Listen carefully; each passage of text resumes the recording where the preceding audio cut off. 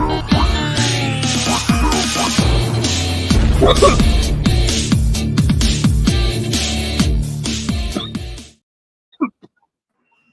up, fight fans? That's right. We have Robert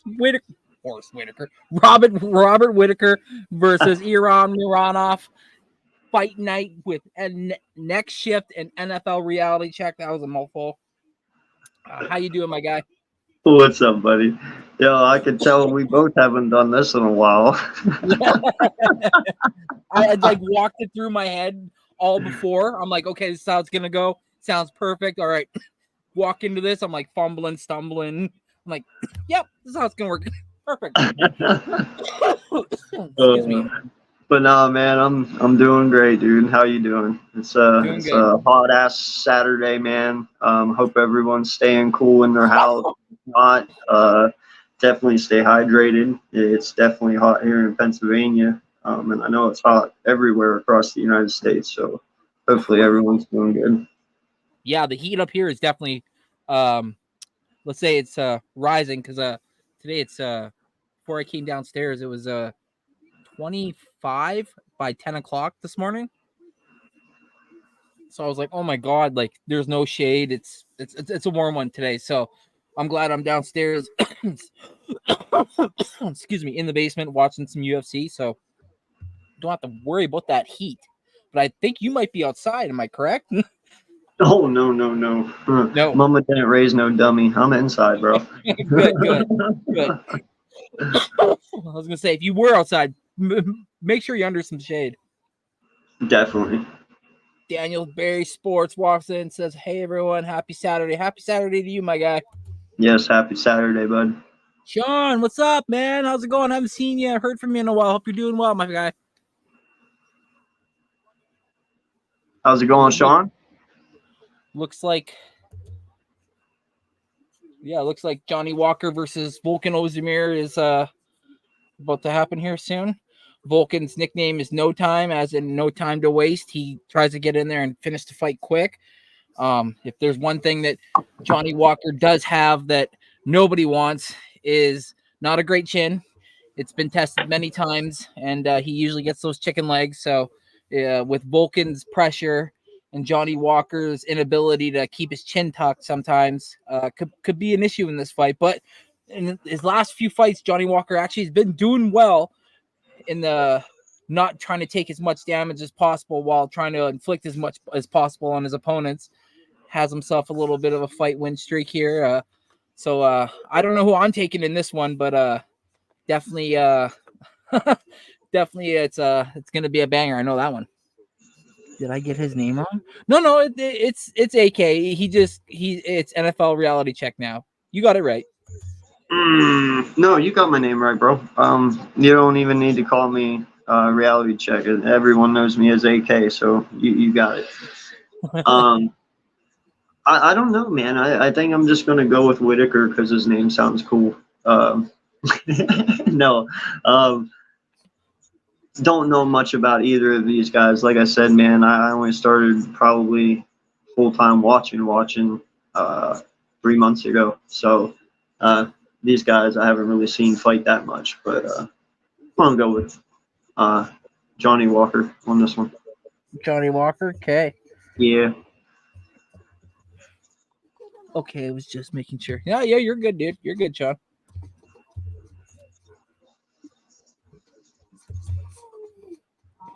Stop.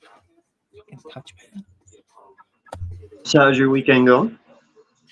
Yeah, not too bad. Not overly crazy, but you know, today's good so far. Yours? I went out yesterday because I was like, well, I gotta weed my garden, right? And I was sitting there, and it was probably like 9, 10 in the morning. And my garden I have in garden boxes. I box everything off to keep everything separate. And I got my green bean box done, threw my gloves down, and I was like, nope. Sweat rolling off my head after 15 minutes. I'm like, nope, I'm good. I came back in the rest of the day, played some Madden, and then, chilled a little while with the family and stuff, and went over, played some poker at my boss's place, and then came home, fell asleep. Woke up today, and it's too damn hot to do anything again, so we're sitting here going to watch people beat the shit out of each other for free. Exactly. That sounded like quite the event-filled Friday for sure. Glad you had some. Too hot here in PA. Yeah, dude, it's 100 degrees in PA today, so it's hot. And when it gets hot here, it's more humidity hot than it is, natural. So it's very heavy right now outside. Yeah, it's not just heat; it's that humid heat. Yep. I'm good though, Sean. Thanks for asking, bud. I'm doing good. Hope you're doing good, bud. Might have to go steal one of my daughter's freeze pops here soon. Technically, they are your no. At least one. Not in her mind. Right? Yeah. She looks at you like, "I'm sorry. What do you got in your hand there?" I'm sorry. Who bought these? We just got hit with a little thunderstorm. Just made it more brutal. Jeez. Sorry. Well, lucky you, Sean. I never got that thunderstorm. It seemed to skip over me and went straight to you, bro. So. And plus, right in the middle of the day too, so it just goes like rain, back to the humid heat. Ugh. At least if it rains at night, it's like, okay, at least it's not too hot. It's cool. Well, and what sucks here, man, is you would think like the most hot part of the day is 1, 2 o'clock, and then towards 5 or 6 it'll calm down and start getting cooler. Hell no, bro! It's the hottest part of the day is 4 and 5 here. Like it only keeps gaining. It's ridiculous. Hell, last night, dude, I was outside at 10 o'clock having a cigarette, and no lie, it was 80 degrees out at 10 p.m. That's insane, dog. I didn't know I lived in Cali. Yeah. All right. So it looks like the fellas are about or Johnny Walker's about to enter the octagon, but tail of the tape. Walker 32, Vulcan 34, Johnny 6'6", Vulcan 6'2". Johnny Walker is the tallest UFC light heavyweight. Both came in at 206. Johnny Walker has the 7-inch reach advantage at 82-75. Walker's 21-8 with 1 no contest. Vulcan is 19-7. Man, this dude's fly. I like him.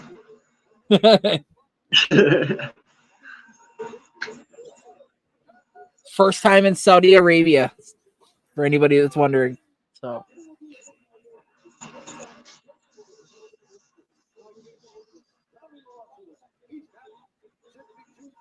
I've never been. I might go someday, but I was enjoying the pool. Oh, get back in there. No, don't even feel like going. Oh, you're like, it killed the fun.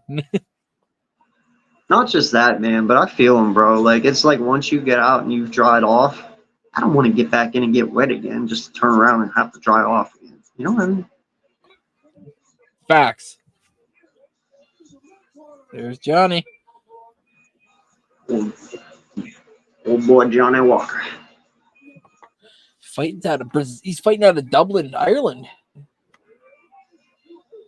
Dude, it's so good that Bruce is back. Shit, I've missed him the last 2 weeks. Sounds better. Right?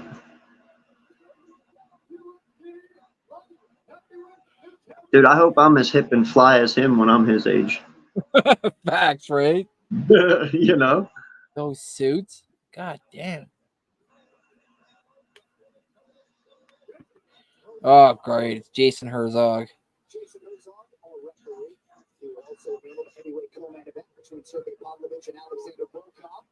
Here we go.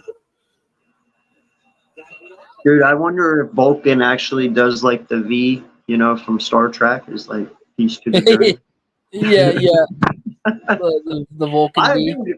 use the name, man. I mean, go with it. You know, if your name's Vulcan, play on it. Absolutely. Ooh, Johnny with the leg kicks early on Vulcan, but Vulcan's coming with the Have a good major. one, Sean. Thanks for stopping in, man. Thanks, Sean. Have a good day, bud. Thanks for popping in, man. I really appreciate it. Oh, Vulcan. So who'd you say you're going with? I'm going with Vulcan.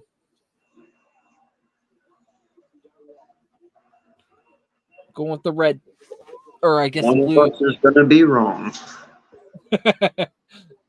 Oh God, they're just like it's like a kickboxing match. They're just boot fucking each other.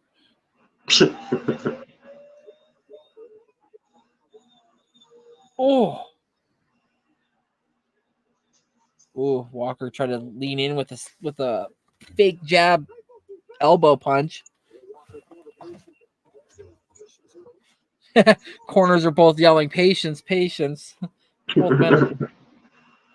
Look at Vulcan's legs, though. They're like fucking tree trunks, man. They're thick. Getting a kick from him would not feel good. Oh, yeah, no, he's got some big. Oh, Vulcan with the heavy liver shot. Oh, he catches Johnny on the chin. Ooh, Vulcan's got Johnny backed up against the cage. Big deep breath. Ooh, but Walker answers back. God damn. Like his name says, no time. He likes to get after. Oh, big shot. Rocky, what's up, bud? Oh! Vulcan rocks Johnny Walker down on his knees. Walker looking for some air. Can't find it. He's ducking and weaving. Vulcan just feeding shots. Johnny tries a flying knee. Doesn't land. Whoa. Oh. Ozdemir backs him up. Oh, Ozdemir knocks him out cold. Oh. He is toes to the sky. Twitching right now. Holy shit. Well, that'll do it. I said that problem with Walker, his chin, man. He couldn't take a big punch. I knew I should have. I knew I should have went with my Star Wars shit or Star Trek shit. That's my bad. Vulcan, no time again. My God. He knocked him out so hard that he bent his leg behind him.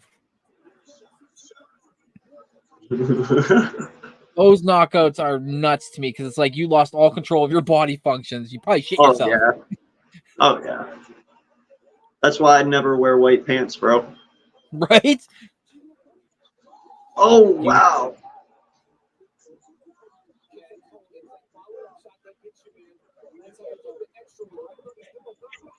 Oh, and while he's on the ground, just puts him out.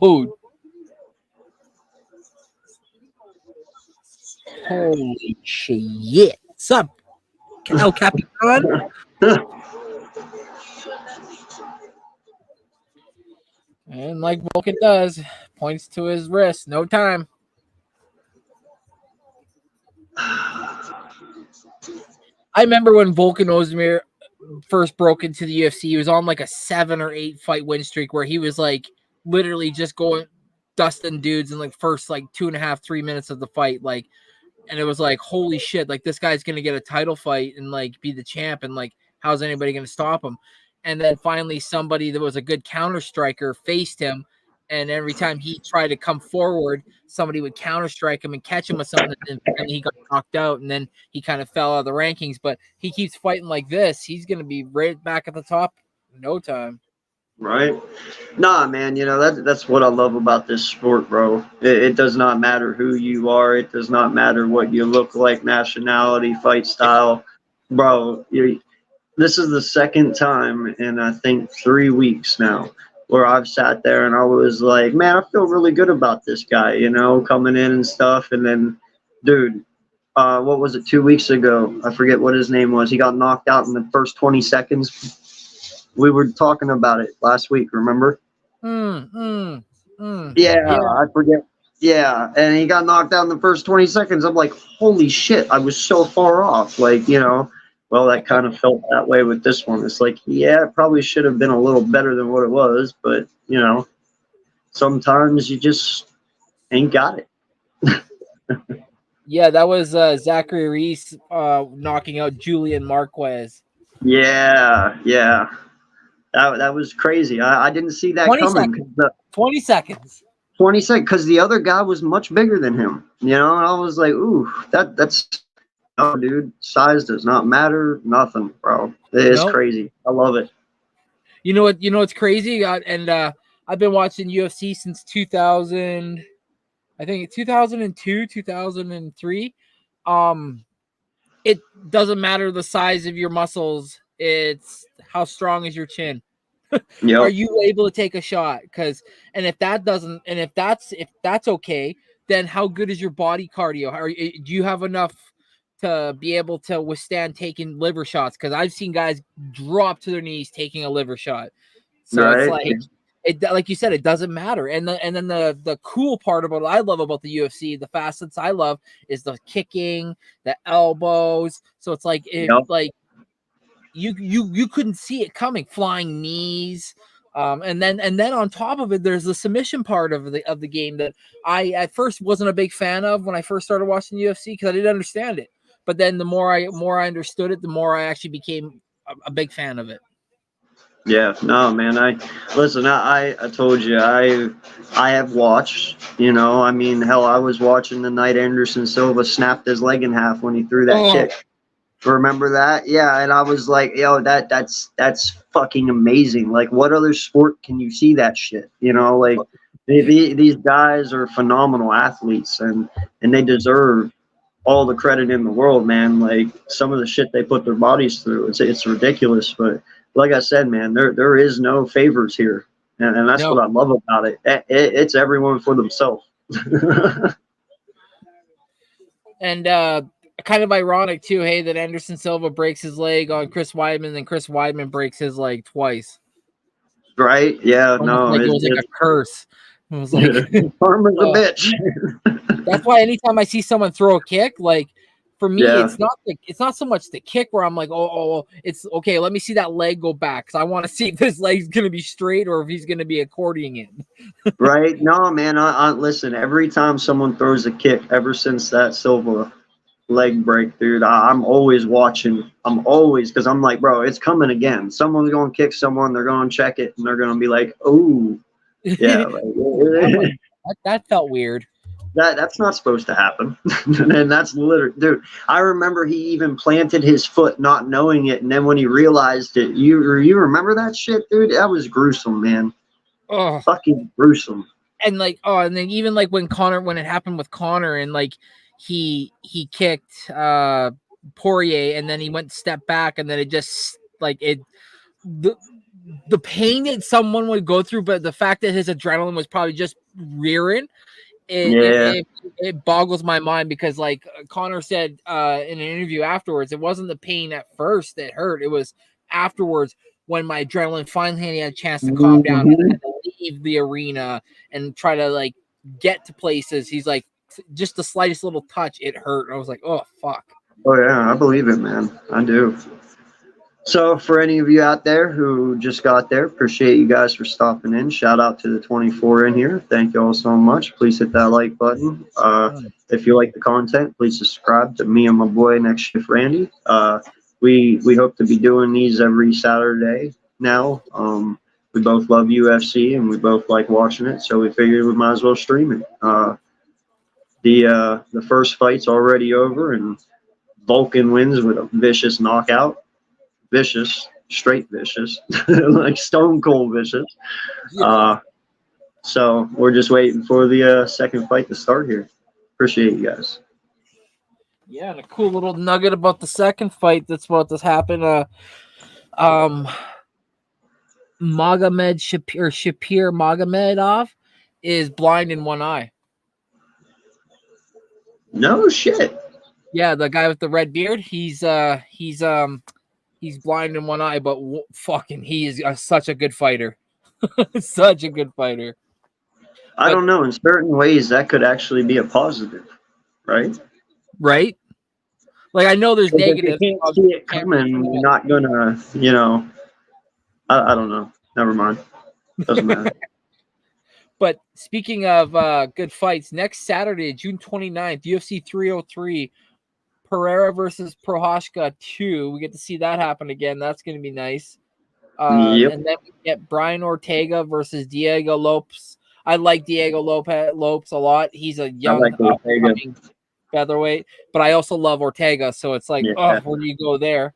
And then Anthony Smith was originally supposed to fight Carlos Ulberg, but the Carlos Ulberg had to pull out for, I believe it was health issues. So Roman Dolute was going to step in for that light heavyweight bout, with both of them being, it's going to be a catchweight fight because Roman's a middleweight, but he's going to step up and fight at light heavyweight. So he's going to put up a little bit more. So that's interesting.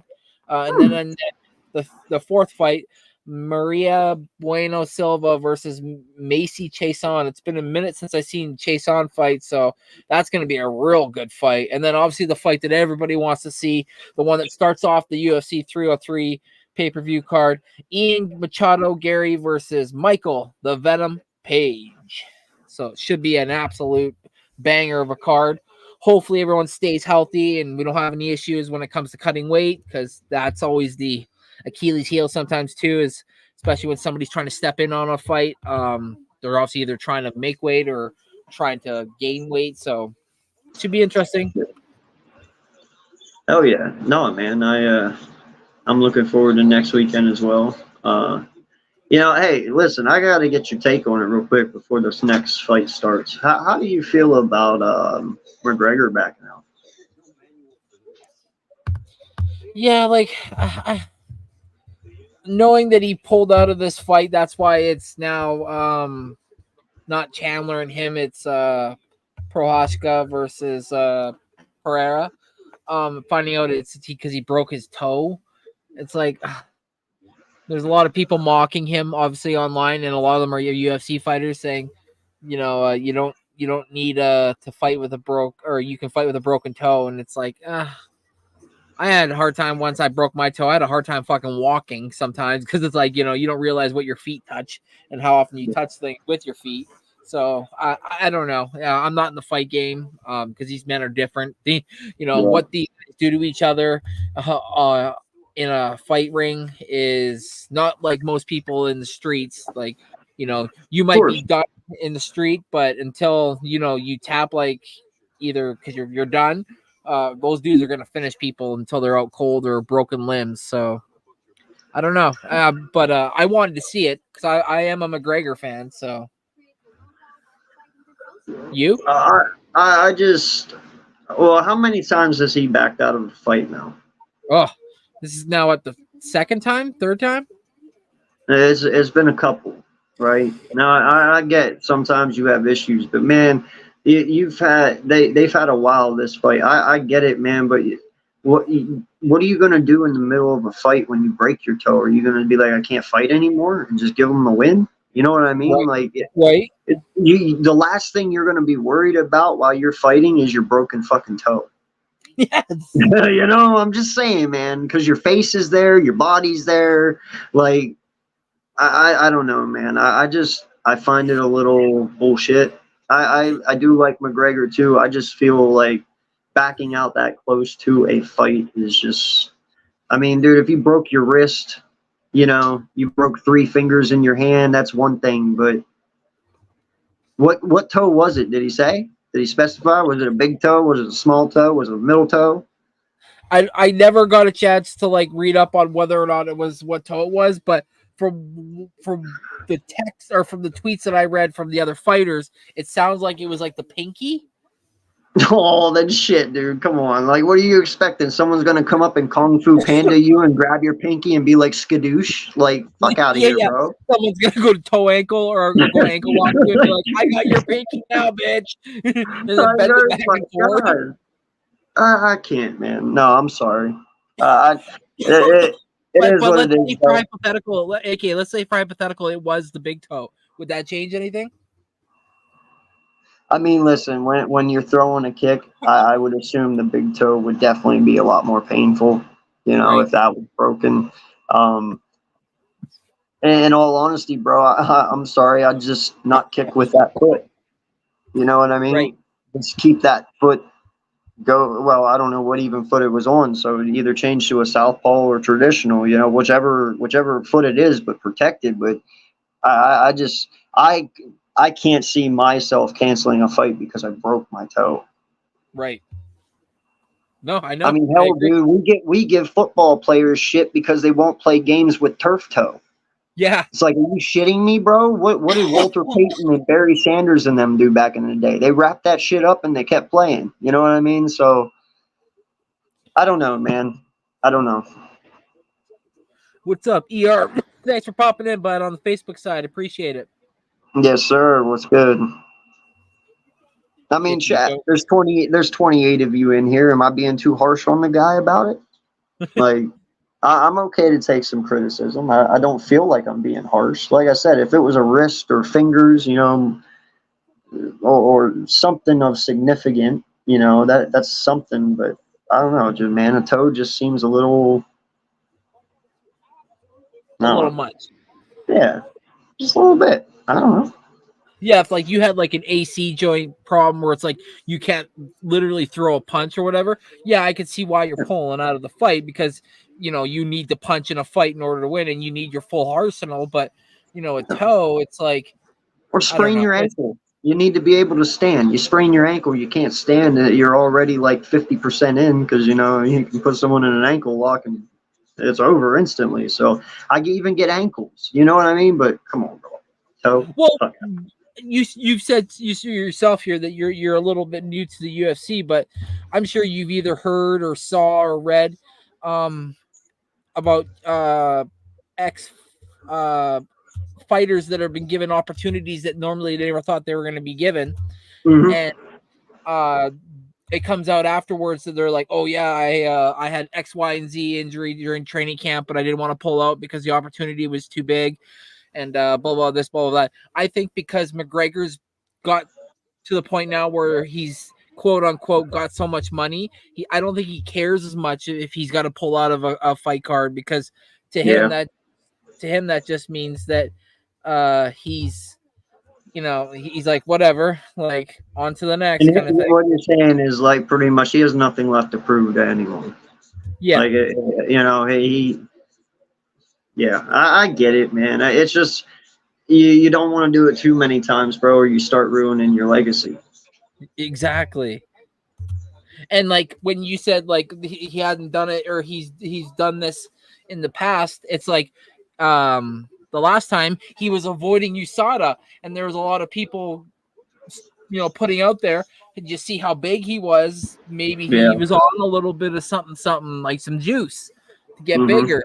And then all of a sudden now this happens. And then I've been reading also too that a lot of people think that maybe it's in his head too because this would be his first fight since that injury, and maybe he's afraid of breaking it again or something by throwing a kick and somebody blocking it or something. It's like you go in with that mindset of you're worried about an injury, you're going to get knocked out because you're going to be less engaged and more defensive, and therefore giving For sure. yourself potential to get hurt. So just so you know, we're just talking until these fights start. They're getting ready here for the second one. Yeah, they're walking up. Yep. So no, man. Listen, I do get it. I do understand. I don't know. I know that McGregor has had mental problems in the past. So even if this is one of those things where just every time he gets injured mentally, he gets depressed. And I get it. Then it is what it is. But I just can't. I can't really believe that it's all over just one toe. Yeah. Like there's a little more to it than that. But excuse me, there are people who are construction workers and break toes and still go to work even with a broken toe. I know fighting is different than working construction, but I'm just saying there are people who can tough through it. And being a UFC fighter, you think that, for him that wouldn't be an issue. Plus, bro, go in, make your money, and get the fuck out. Then you ain't got to fight for another. You can recover for the next 6 months if you want. You know what I mean? Yeah, exactly. Yeah. Obviously, depending on what happens in the fight, but yeah, you're exactly right. Yeah. Yeah, you might have to recover a little bit more than just a toe, but you get time to recover. And he's got he had in his contract, obviously he had in his contract he was going to get paid and paid pretty well. And it's like now it's not like him not getting paid. It's like now Chandler doesn't have an opponent. Now he doesn't get paid. So it's like he did all this fight camp for nothing. Bro, I told Forrest the other day, I said, in all honesty, man, I said, I know I would get a lot of hate if I put it out there, but I really don't care at this point. I just want to let McGregor fight anymore. Yes. You know what I mean? I'd just be like, listen, man, we do. You're a legend. You have done things for this, industry that no one's ever done before, and you will be in the Hall of Fame. Yeah, it is what it is, but we can't count on you anymore. Yeah. And I don't think that's wrong to say. I mean, you're right, dude. How much money was lost? Because, dude, there was people putting money on that fight. Yes. You know what I mean? And now that's even gone. So it's like, dude, you gotta. And that's the thing too. McGregor, he's one of the top few who actually get paid very well from Dana. Yes. You know what I'm saying? All these other guys, they make like 10,000 a fight. Yeah, it's like that. Yeah, dude. It's nothing. It's nothing. It's garbage. So I mean, the fact that these other guys are out here doing the shit that they're doing and they make so little compared to what he does, I'd be a little pissed if I was a fighter too. Like, dude, I get my head bashed in for 10 grand. You can make $1 million in your fight. You know what I mean? Yeah. Yeah, I think he's just, honestly, I think he's, part of him is one probably doesn't like, because he just did the Roadhouse remake with Jake Gyllenhaal. So it's like he's like he got paid for that, even though I didn't think that was great of a show, to be honest. But he's got that Hollywood lifestyle now that, like, and he's got the money and he thinks he's all this. It's like, I think he's worried about, one, getting hurt, and two, if he does get hurt, now does that ruin his legacy? Is he now considered somebody that we got to worry about now not fighting anymore and talking about being done? And he wants to be done on his terms. He wants to be the one that finishes on the way he wants to. And maybe right now is that his body's telling him, like, we had a good ride, bro, but it's done. You know what he needs to do, dog? He needs to go and employ himself with the WWE. Right? Just follow Ronda Rousey. just go on over there. You won't get hurt over there. He would be the ultimate heel there. What's that? He'd be the ultimate heel for them over there. Exactly, dude. You could be the biggest asshole that WWE's ever seen, and you can pull it off very well. You just be yourself. Yeah. All right, tail of the tape. We got Shara Magomedov, 12-0. He's 30 years old, 6'2". He's got a 73-inch reach, but Antonio Tricoli is 12-3 with a 1-0 contest, 33 years old, 6'5". He's the tallest middleweight, by the way.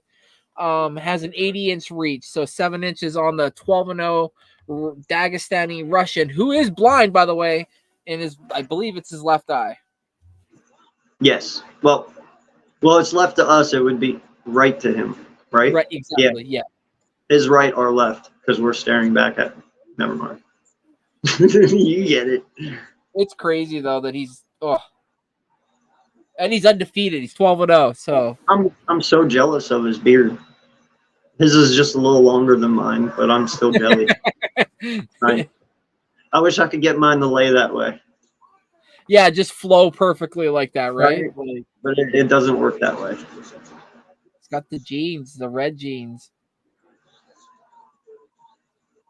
Oh, they love him there. And again, to everybody wondering, it's in Saudi Arabia. And Mark Goddard, one of my favorite referees, is reffing this fight. So this ought to be good. Well, all I know, dude, is don't ask me who I pick because I'm not getting myself in that situation again. We're just going to see. I want to see the Dagestani win, the Russian in red, but this is definitely probably one of his toughest opponents so far because this guy loves to wrestle on the ground. But so does Magomedov. Yeah. Oh, nice leg kicks by Magomedov. Oh, he tried to go spinning heel kick. Oh, Tricoli with 2 straight shots on Magomedov, and he instantly clinches. Jeez. Oh, he's got his leg. Watch your fingers. He's just got him up against the cage. Magomedov is taking big shots, though. He's trying to defend the takedown, and in doing so, he's leaving himself open to these body shots and headshots. 1 minute into the fight.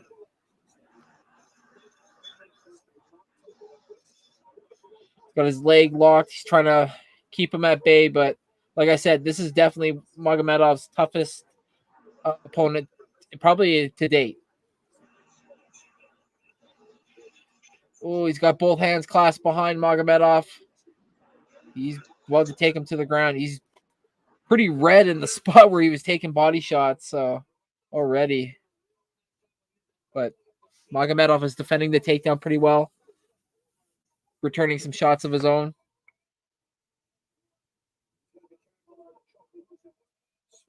Trockley is trying to. He gets over the leg. He gets it. Ooh, Magomedov almost held the cage. Mark Goddard's asking for these guys to get some action. Come on. Wants to see something. Don't just hold him up against the cage. And that's it. He steps in and separates him. Good. I think he's giving him a warning, too, because it looks like Tricoli was trying to lock his fingers into the fence to hold Magomedov there. Ooh, Magomedov lunges forward with a nice straight lands on the chin.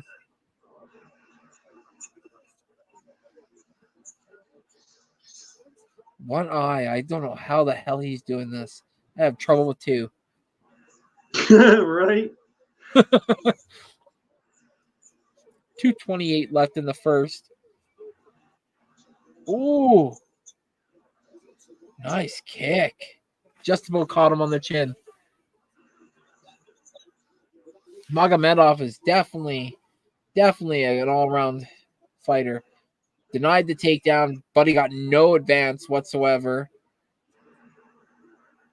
Took some body shots, took it like a champ, and then even now his kicks, but he's kind of walking himself into being back well, I'm actually very impressed by Magomedov's ability to stay vertical with one leg. That's impressive. Right? Like not being able to, dude, that leg is like pinned to that ground. That's insane.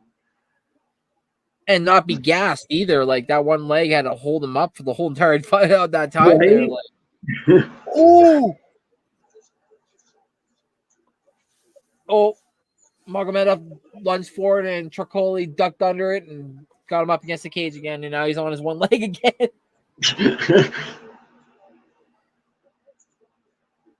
Testing it, Magomedov's cardio for sure. 3-round fight, 110 left in the first.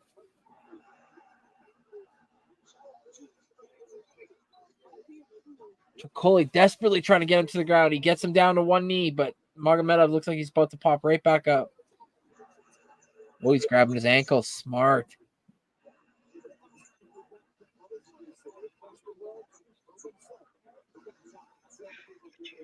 Again, they're just dragging each other, and Magomedov stands back up on one leg.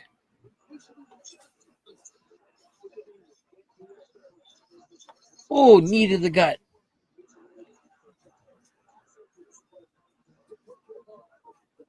He's a very good fighter, man.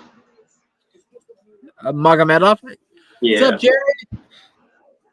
What's up, Jerry Lee? Jerry. Phenomenal, dude. He's got good awareness. Great takedown defense, too. Yeah.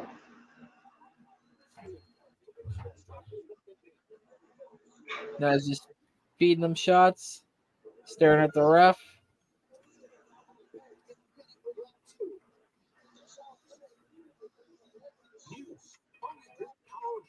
That's the end of the first.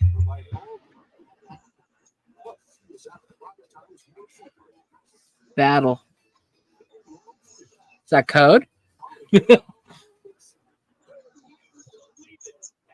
Yeah, code for what, though? Battle. Oh, are you talking battle. about the fight? He's talking about the fight. It's a battle. It's a battle. I think that's what he means.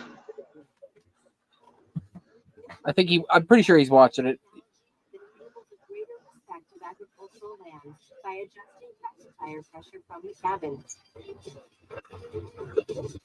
Just under commercial break, folks. If you haven't already, please head on to the Hardcore Sports Net. Yeah, there you go. Combat fight. Battle, combat, fight. Is that what you say in the shower when you're fighting? You're like, battle, combat, fight. I'm Jerry.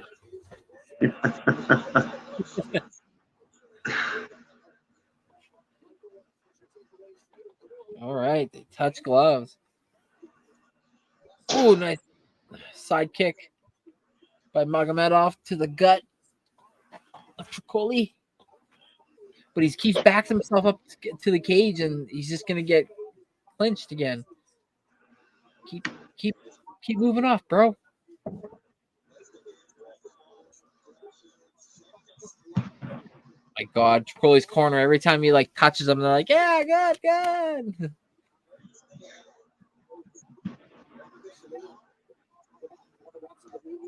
Oh, nice kick. 4:20 left in the second, and Magomedov with a nice leg kick. Ooh, another one followed up, and that one hurt. When you like turn and your leg kind of gives out a little bit, you definitely oh, Magomedov almost timed a perfect shot just as Tricoli tried to clinch and just missed an opportunity, but they break.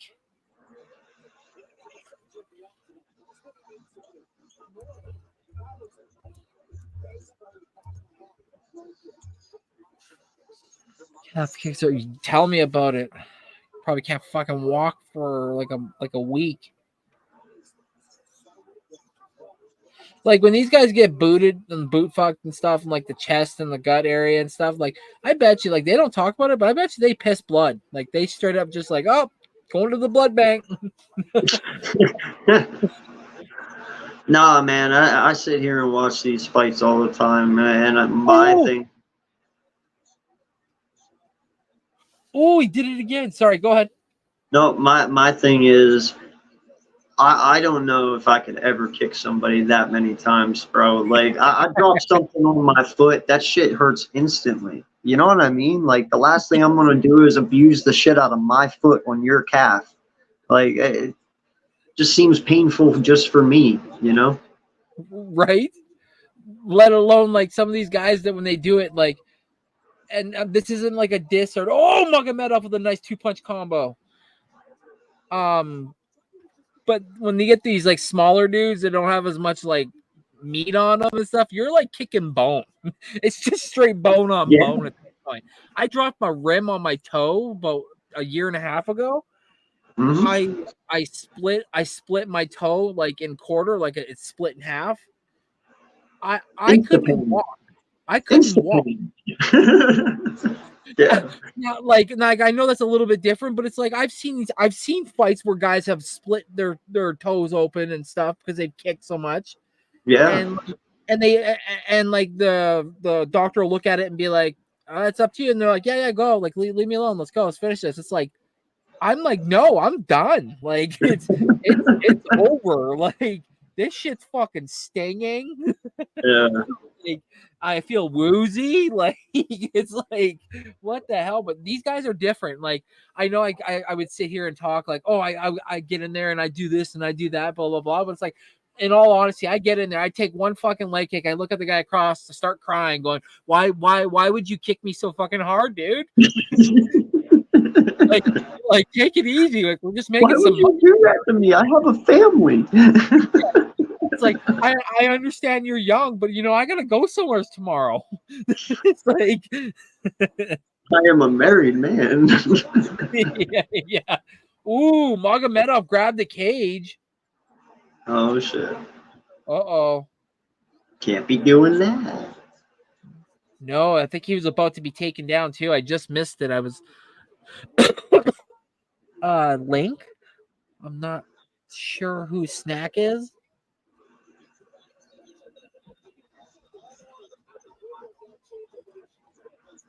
Link for yeah, I have no clue. Ooh, Magomedov denies the takedown. Triccoli tries to go over the single leg, and he gets stuffed right in the center of the cage, right on the monster logo. He's got to do something here with 16 seconds left. Start punching. Ooh, he kicks him in the face as he's coming up. Ooh, is he? That'll work.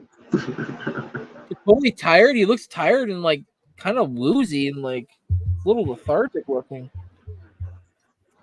Round 3. I think Magomedov's got to come out now and like establish something. He's got to stop every time Triccoli does something. He backs up and he backs himself up against the cage, and then that's when Triccoli's like, okay, I'm going to clinch.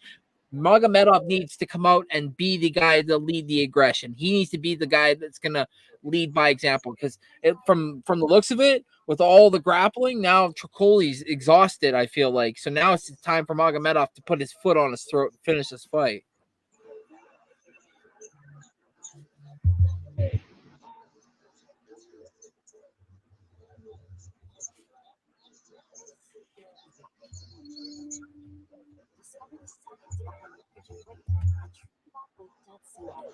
Oh my God, where is it?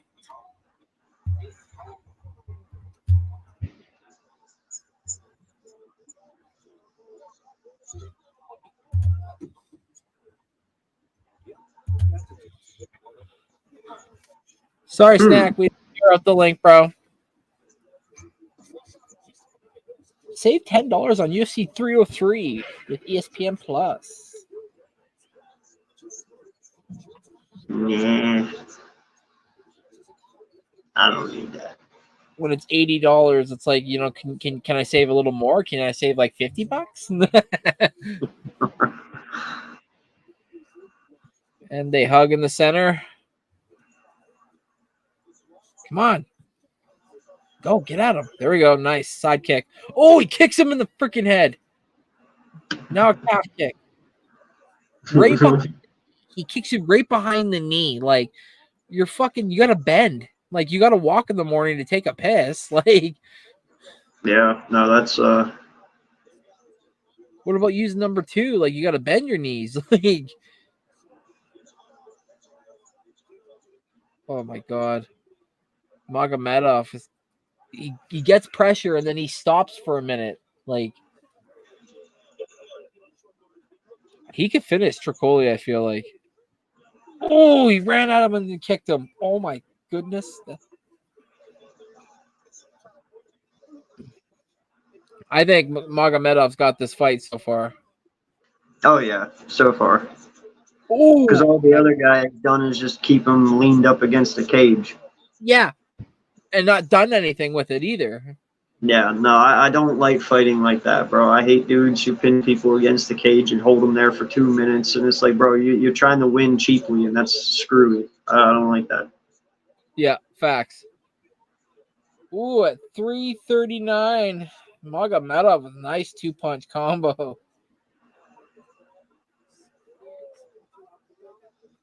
Ooh, nice. Nice parry. Magomedov, I think, starting to feel himself, and he just kicked him in the face.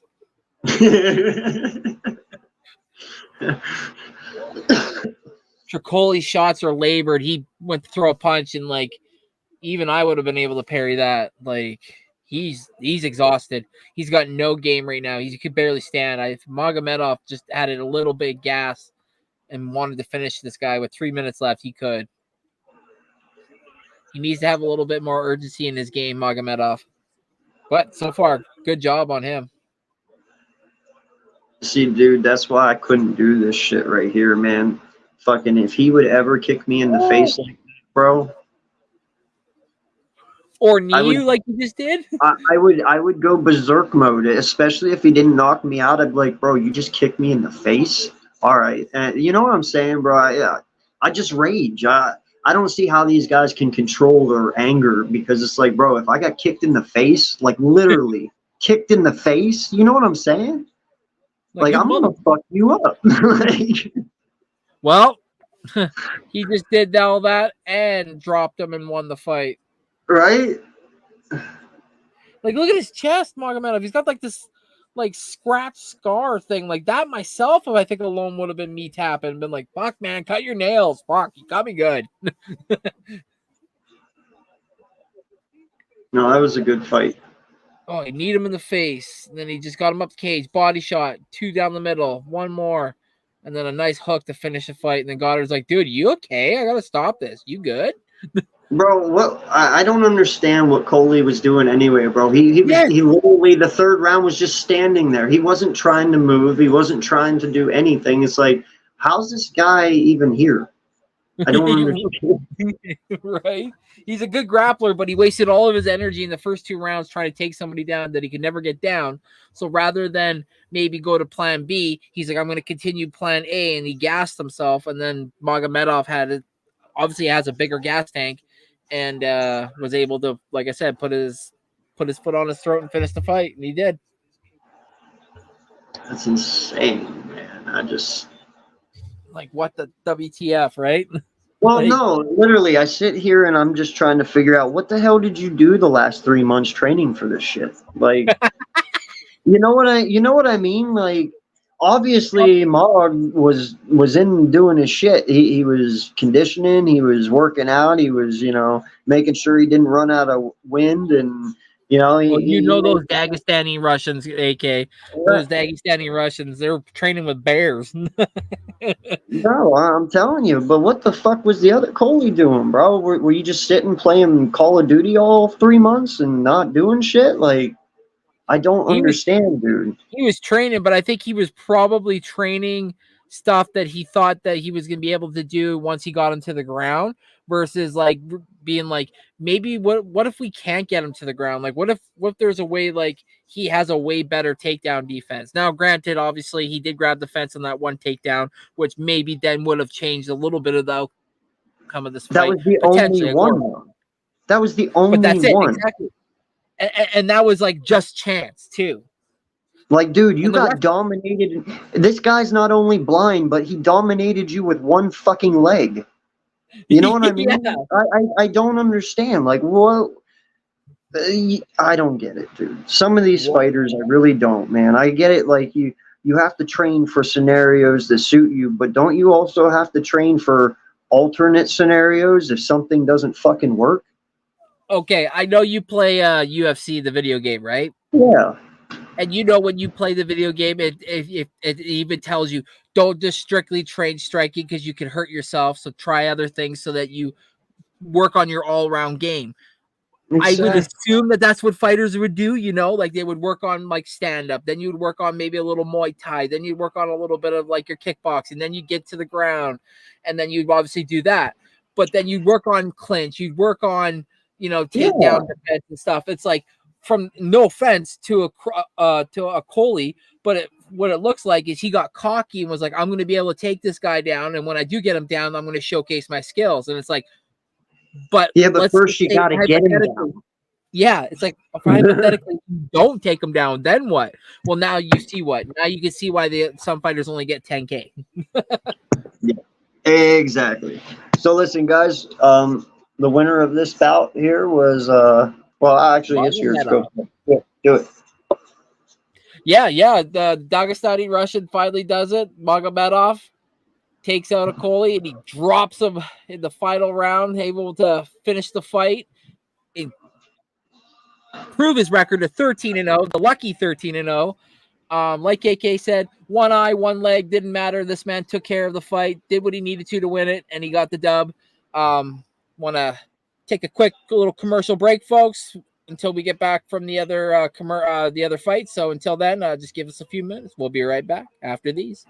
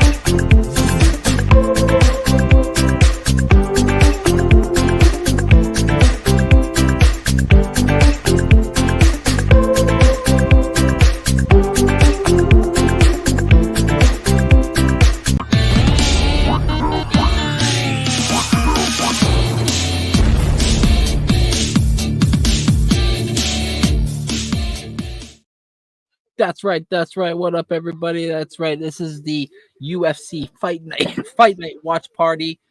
Gaslam versus Rodriguez is next. Cannot wait. We just had a little commercial break. This man is tatted to the 9th versus a man that's not tatted at all. Yeah, shout out to all 30 people in here. We do appreciate you guys and the views you guys are giving us right now. Hopefully everyone's staying hydrated on this hot weekend all over the United States. Appreciate you guys for joining in and spending your time. Please make sure to head over to Hardcore Sports Network, hit that like button, hit that subscribe if you like the content. We not only do UFC, we do all kinds of sports from basketball, baseball, hockey, anything really, football. So definitely go show everyone some love over there. Appreciate you guys so much. Thank you.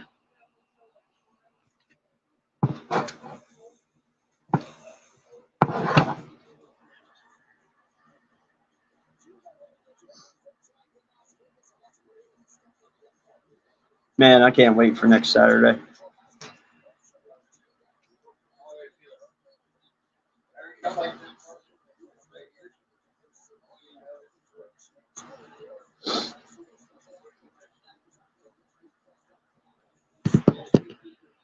So the third bout's going to be starting here in a few minutes.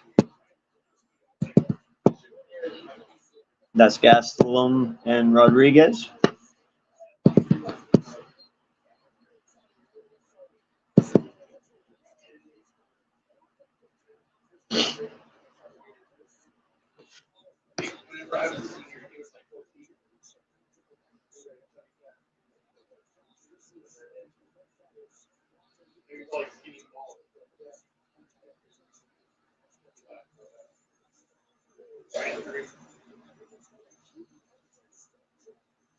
Randy, are you talking, dog?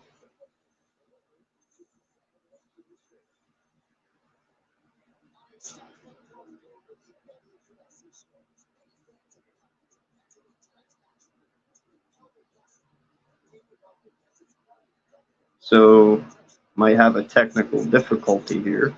I'm not sure.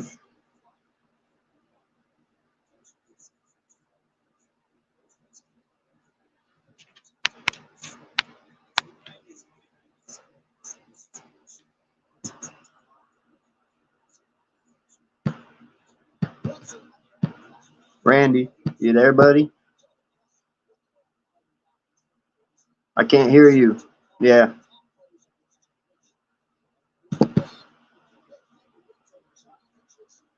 Go out and come back in, bud. Yeah. Sorry, guys. Having a technical difficulty here. We'll get it back on track here in a moment. Appreciate you guys for joining in and getting ready for the third fight of the night here.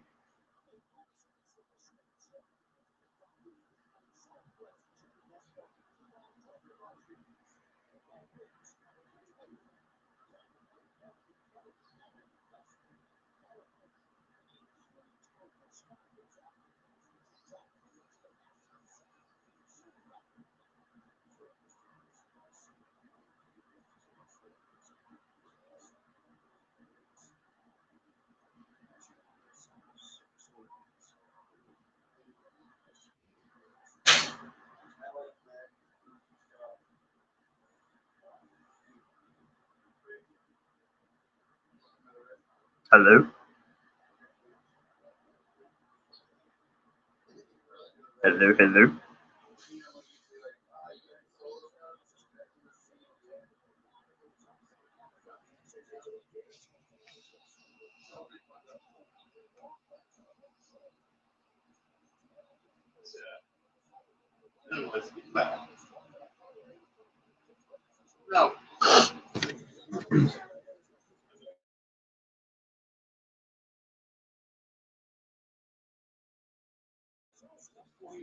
So,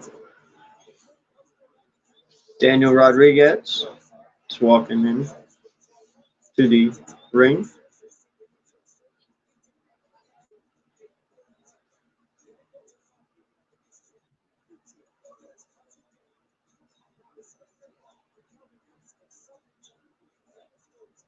Hello. Hello, hello.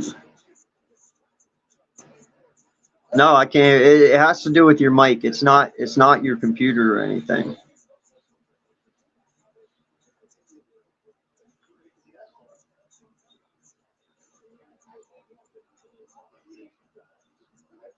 Maybe one of the cords got bumped or something.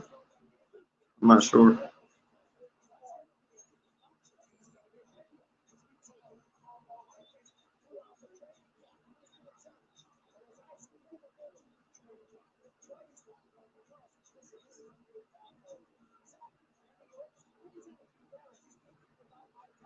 So Daniel Rodriguez has has the highest significant strike rate in the welterweight history. He also finished 12 of 17 wins, 8 knockouts, and 4 submissions.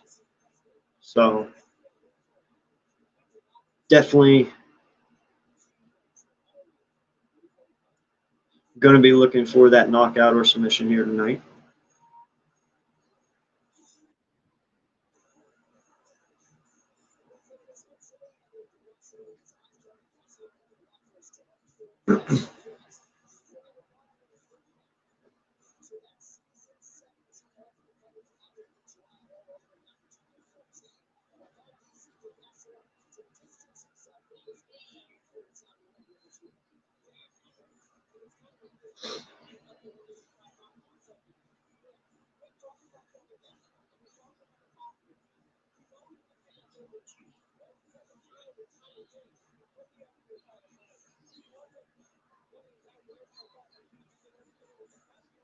Kelvin Gastelum is now at the octagon, getting ready to get inside, get the fight going. Restarting my computer, so I'm on my phone. Okay. No, I hear you though. Welcome back. I don't get it. I don't know what's up with this computer. Like, I'll be live sometimes perfectly fine, and then like random times it'll just cut out on me and won't work, and I gotta like restart my computer. Like, what the? It's annoying, but we are back. Technical difficulties avoided.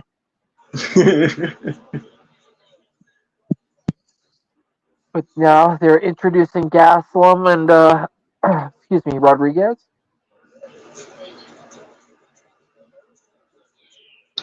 Yep, Gastelum is 32, 5'9", 184.5 with a 71.5-inch reach. And Rodriguez is 37, 6'1", 184 with a 74-inch reach. Okay. This ref I've never seen before, Rich Mitchell. Rich Mitch. Damn, Bro, Daniel. I wonder how much that UFC ring on Drew Buffer's hands costs. Did you see that on his finger? No. He has a huge, looks to be silver UFC ring on his index finger. Ooh, I bet you that thing's worth a penny. Right? It's pretty sweet. I gotta check that next time. Yeah. Gaslam and Rodriguez exchanging. Dude, Gaslam, he came out pissed off. He was hulking. Yeah, he fights. He fights angry. Like the body type doesn't look like a fighter, but he definitely likes to bang. That's for sure. Yeah. Same with Rodriguez though. He likes to have those types of fights too. So it should be a good one. Minute in It and was there's this dirt. definitely a pretty good height differential here. Yes. Oh, I love it when both fighters connect with a shot at the exact same time, and then they both have a look on their face like, yeah, all right, all right.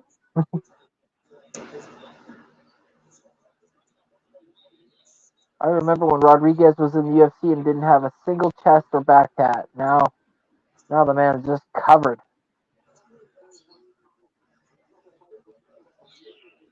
Ooh, nice. He's trying to work his jab on Gaslam, but every time he does, Gaslam counters.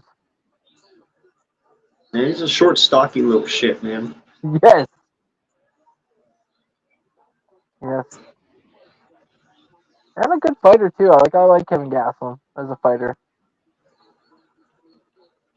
Ooh, nice kick. Rodriguez right now is like shit, man. I should have stuck to baseball. Like, I was a good third, or I was a good second catcher. God, right now, I don't know.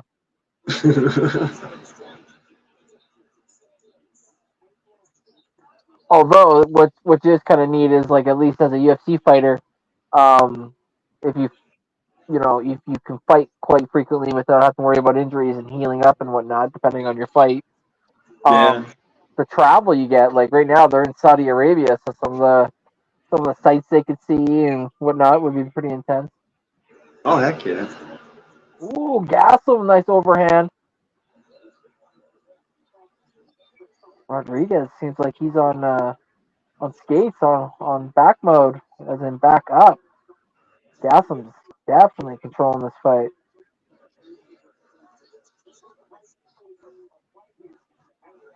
Waiting for a big shot. One of these guys wants to throw it, but it's almost like they're waiting on the other.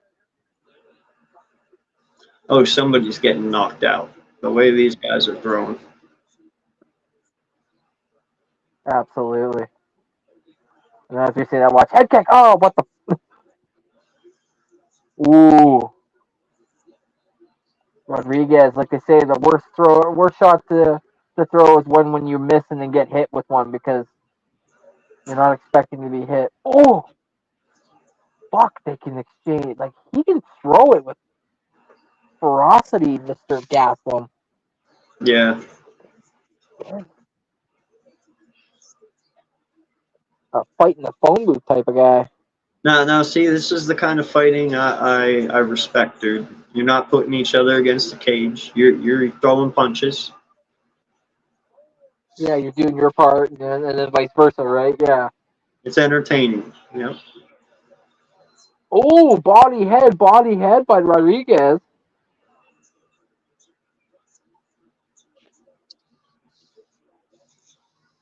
Ooh, okay. 40 seconds left in the first. Gaslam 30 at 67 for 45%. Rodriguez 36 at 78 for 46%. Ooh, Gaslam returns a body to headshot. Damn, they're like, I'm going to take your cardio out and your fucking lights.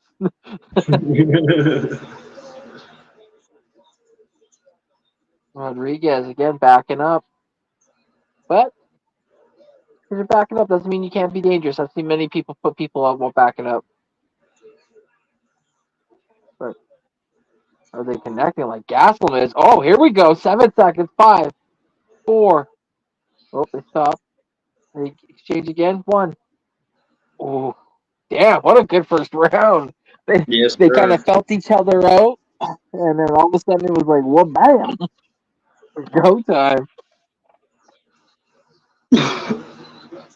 Like AK said, unlike the last fight we had before this one, it wasn't a lot of, grappling and just.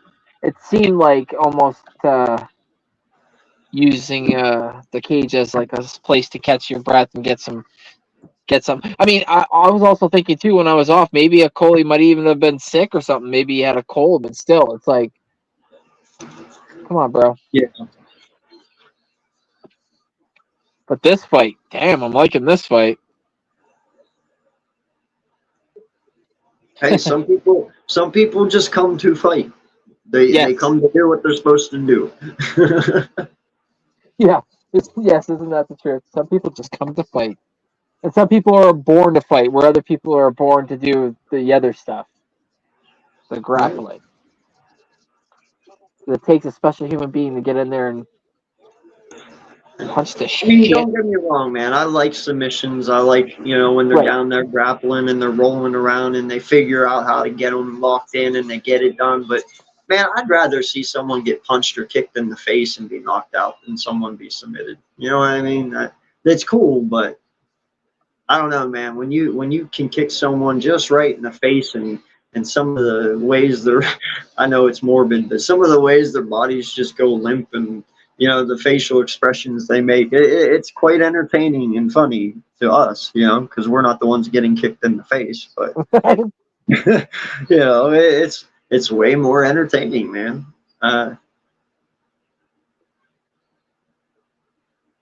Yo, does Homeboy have lips tattooed on the side of his cheek?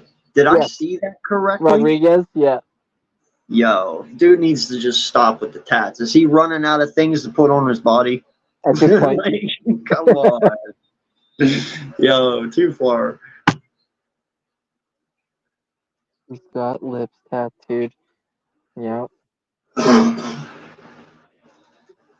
you that?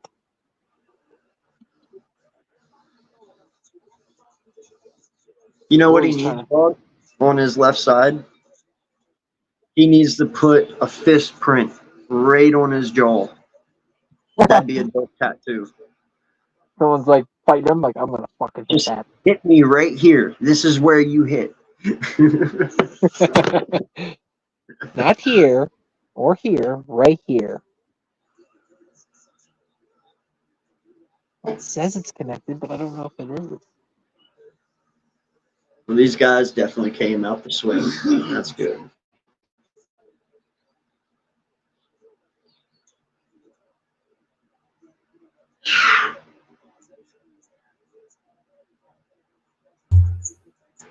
Hello?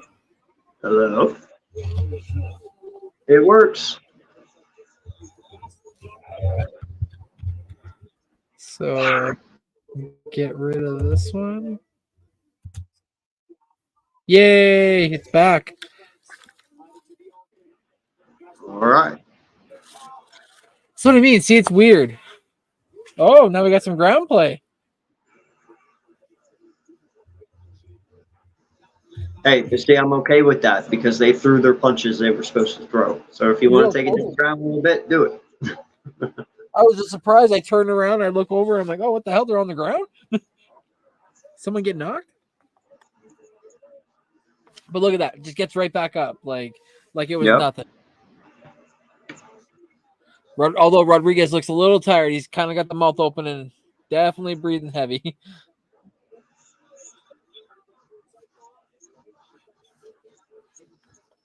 I don't think he's here, Raph. Sorry, man. Oh. Oh, and then all those shots that are missing, that's gonna add up.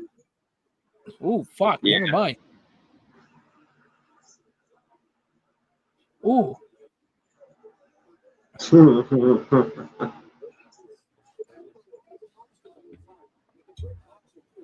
Yeah, I can see where you have those lips are. It's like it's almost looks like it's blood, but then you like get closer, like those lips. Yeah, it's a pink lip tattoo. Like you don't get it. Oh, he's bleeding a little bit. Finally, some blood.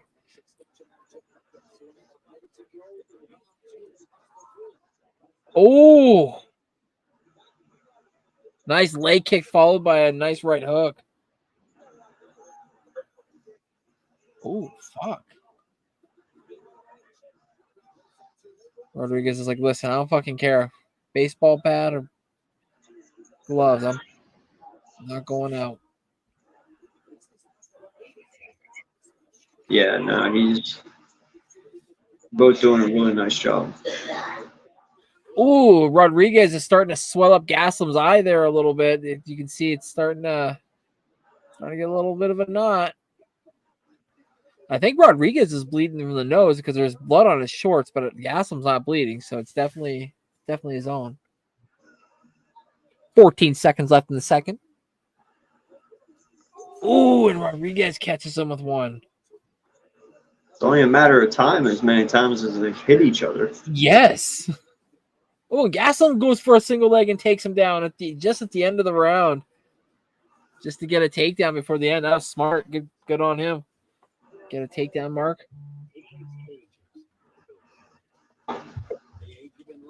No, I'm actually impressed that they're both not swollen more or bleeding more for how much they. Oh my god, for how much they've actually hit each other.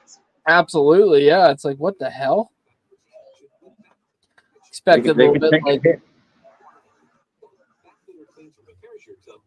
someone should have some knots. Someone, expect someone to be busted up.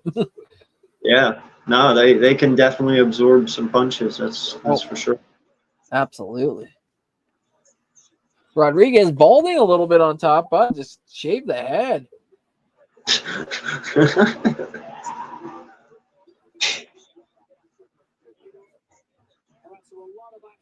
Oh, look at Gaslam.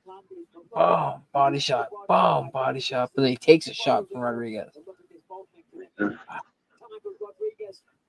Yeah, Gaslam's a very stocky, like, thick fucker. Like, right? He likes pain. Yeah, Yeah, at this point, he's like, let's just go. And that's exactly how he's starting the third, folks. Holy. I came here to fight. Came here to feel pain and see blood. Right now, I'm feeling pain. But I ain't seeing blood. Ooh. Rodriguez. Oh. Might need to tattoo the rest of that other leg, Rodriguez, so we don't see all the swelling. Holy fucking hell. Every time you just hear those gloves hit someone's face, it's like, how are they still standing? Hi, Ginge. Oh, Rodriguez just throwing everything, basically. I gas him. Thumb is connecting, thumb isn't. Ooh, gas him. Setting up a fake takedown. Sorry, I had a tickle. No, Oh. dude, you know how I know Gaslam's going to win this, bro? Did you not see him in the middle there in the round? He was standing up and walking back and forth while Rodriguez was, like, winded as shit. Yeah, using all the stool time he possibly could. Yep. Ooh, a little nod on Gaslam's face now. Yeah, he's the type of guy that just rubs some dirt on it. Yeah, you're damn right. Yeah. Like, just throw some put some Vaseline on that bitch and let's just get out there and finish this fight. Like, you don't care. Ooh, that connected. That I think that would have put Rodriguez out. Because Rodriguez just looks to me like he's kind of hanging on at this point. I see blood. I see dead people. Wrong show, bro. Oh, Gaslam gets shot, hit with a nice little jab on the chin. Those can be, they can stun you. Oh, Gaslam goes for the double takedown, and he gets it. Throws Rodriguez on ass to the ground. Beautiful. 2:20 left in this fight. Lots of time for him to submit him. He's like, okay, these hands are putting you to fucking work, and you ain't going to sleep. I got to try another way. Watch out for some elbows. Oh, here's where those nasty cuts come from. Oh, yeah. Especially if he can get top mount, he'll definitely start hammering shots from the top. Rodriguez doesn't have a great ground game. He's more known like what you said at the beginning. He's more known for throwing leather versus like defending it. Yeah. Yeah, as you can see, he's just got both hands clasped behind Gaslam's back. He's just holding on at this point. 1:35 left in the third and final round. Gaslam versus Rodriguez. Come on, Gaslam. You could finish him right now. I feel like he could. Oh, he's taking him out. Oh, no. Dude, this guy doesn't get tired, bro. He just fucking keeps going. Right? Gaslam's a beast, man. Holy crap. Yeah, he is. He is. Like, he's sneaky good, man. He's sneaky good. Talk about unlimited cardio, bro. Like, holy shit. For a big dude, he should be tired already. But he's been in some 5-round fights in the past, like some final fights and stuff. So when I feel like me as a fan, I feel like when you've had that as a fighter, it just helps you. It helped build, like what you just said, cardio. Because like in his lungs have now been able to expand to that point where it's like he's like, okay, now in a 3-round fight, I know I can last that because I've had to last a couple 5-round fights. Yeah. No, he's a freak, dude. Yeah.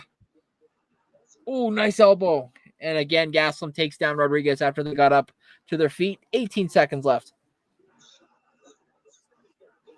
Rodriguez just hammering elbows down, trying to cause as much damage as possible to throw the favor in his way. But I think Rodriguez has this fight, to be completely honest. Wait, Rodriguez? Or sorry, Gaslam, my bad. My bad. I was looking at Rodriguez, and that's why I was saying that. My bad. No, you're good. You're good. I'm glad you questioned it. You're like Rodriguez. Yeah. No, listen. I'm just so impressed, man. Like I said, he does not come off. If you look at them both, just look at them. Rodriguez seems like the guy who's better in shape. You know what I mean? Seems like he could last longer. But bro, Gastelum has just gassed him out. Like he waited and now he's pouncing. You know what I mean? Like. Yep. Yeah, It's and like impressive. he took a little bit of damage at the beginning and in the second round, but like when it came to the third, that round was his whole round. Like that was all Gaslam's round. Oh, there was a total difference in both people. The third round, you could tell that Gastelum was miles ahead just because he had the energy. Yes. Yeah. Yeah, and I also believe too the ring experience as well too. Like he knew what he was getting himself into. He knew that like this fight he was probably going to leave having to probably see see a doctor of some sorts, and obviously not as bad as probably where he had to put his mind to get ready for this fight, but he still got smacked. But he did a lot more smacking, and I think he's got the dub in this fight. Like I said though, man, for how much these two beat the shit out of one another in the face, their faces held up very well. Like I'm very impressed. They can take damage well. Yeah. Yeah, they both took it well. Because usually, bro, in these fights, somebody's already bleeding. You know what I mean? Like they're gashed and it's running down their cheek, and yeah, so. Gaslam's leg is bleeding, so definitely from those kicks he got cut open there. Yes. Okay. Good. You just I know I said Gaslam definitely, but you like I said, you just never know with these refs. Sometimes they see stuff way differently. Yeah, we're not going to talk about that. Because the last 2 weeks, bro, in the last 2 UFC events on Saturday night, I can think of 2 fights, one in each one, that were very questionable on who those wins went to. And you know which ones I'm talking about. Yes. And then that one main card, the main event, got stopped on a bullshit technicality that shouldn't have been stopped. That pissed me off. That's the Khalil Roundtree fight. Yeah. That really irritated me because it's, I don't know. He wasn't out. Yeah, he wasn't out. Huge job. Oh, well, he said he's going to get better, apparently. Who did? Gaslam. He's just like, I'm going to get better. Get better? What'd you do wrong? Okay. I think it was a pretty good fight. I hate to see what better looks like then, because that was actually one of the better fights tonight. I feel sorry for whoever fights him next if better. That's better. Like, fuck. I'm sorry. I got to be better. I got to finish him in the first round. It's like, you can, but you don't have to, like, it's like, no, it's good when you hear that though. Cause like I said, he's been in the game for, a while now, like a good minute. And like, if he's trying to get better, that just shows you that he's wanting to be like the best all round, well-rounded fighter. God, dude, you know who he reminds me of? Ken Shamrock. Yeah. Truly, like, I know people have mixed feelings about Ken, but just, I don't know. It just gives me that Ken Shamrock vibe. Well, what do you mean? Not a lot of people like Ken Shamrock? No. I just know there is people out there who don't like him, and there's people out there who do. There's mixed feelings. So, but no, he does give me because Ken Shamrock was one of those tough guys. He could really pack a punch and take a punch too, and that's what this guy gives me vibes with. Yes. They weren't the biggest guys in the world, No. They're both 5'10", I believe, but they're stocky. And like you said at the beginning, and we'll always say, it's never about what they look like, because yeah, they might have funky colored hair, or yeah, they might have a weird walkout song, or oh god, that guy looks like a pudgy bastard. It's like, yeah, well, that pudgy bastard could put your lights out in 30 seconds if he hits you once. It's like, Right? Yeah. it's like you just never know. That's what I love about the UFC. It's like it's not based off of looks, like not any, like any sport is, but you can tell a Well, they lot about come in all somebody. shapes and sizes. Yeah. Ooh, July 13th, Namajunas versus Barber. Good flyweight bout. Ooh, now the co-main, baby. I'm excited. He has the second shortest average fight time in UFC at 2 minutes and 13 seconds. Sergey Pavlovich is 18-2, and all he likes to do is knock you the fudge out. But he's going up against the third highest significant strike accuracy among active heavyweights at 57.5, at 37 wins, 10 losses, Alexander Volkov.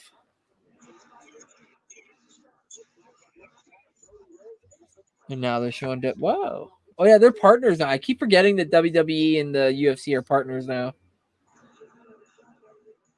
Bro, I could never marry any one of these women.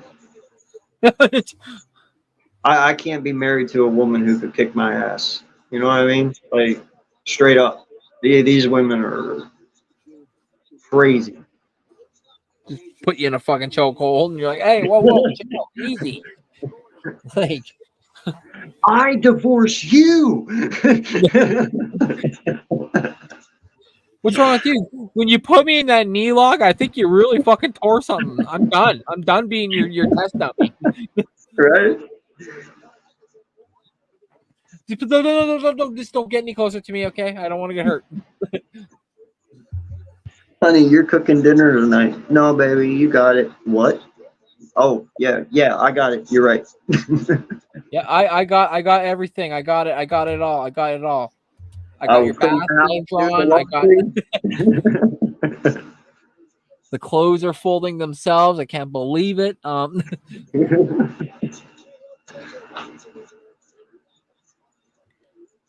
Well, obviously,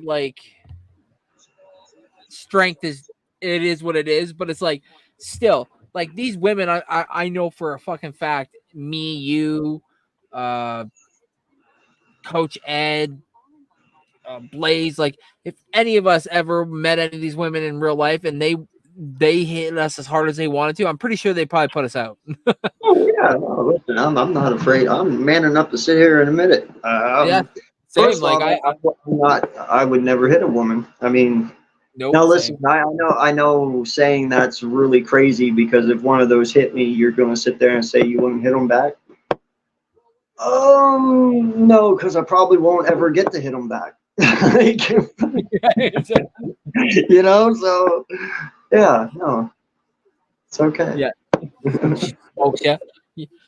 Get up 5 minutes. Okay, what happened? Like, what happened? Like, where is she? Is it over? Like, bro, it didn't even happen here. We're already in a new location. We left. We had to drag your ass in the car and put you in the front seat. You were snoring. You were snoring for like 5 minutes. Oh yeah. Yeah, I know. I let her get one. She was lucky. No, she was not lucky. Like, you ate it hard. Right. But you're right. I'd feel some sort of way. Like, I'd have intimidation of some sorts. Oh yeah. Every time you go into the doctors, and you know this from recently. So do you feel safe at home? No, I don't. No, actually, I don't at all. Why? Because my wife is, so and so. Oh, yeah, no. She could kill me at any moment. You're like, doctor's like, is everything okay at home? Any spousal abuse? You're like, no, what? You like start leaning in. You're like, what? I'm only going to say this once, because if she gets wind that I say this, she's gonna take us both out. Okay. So let's be quick about this. Yes. So anyways, yeah. My new number is,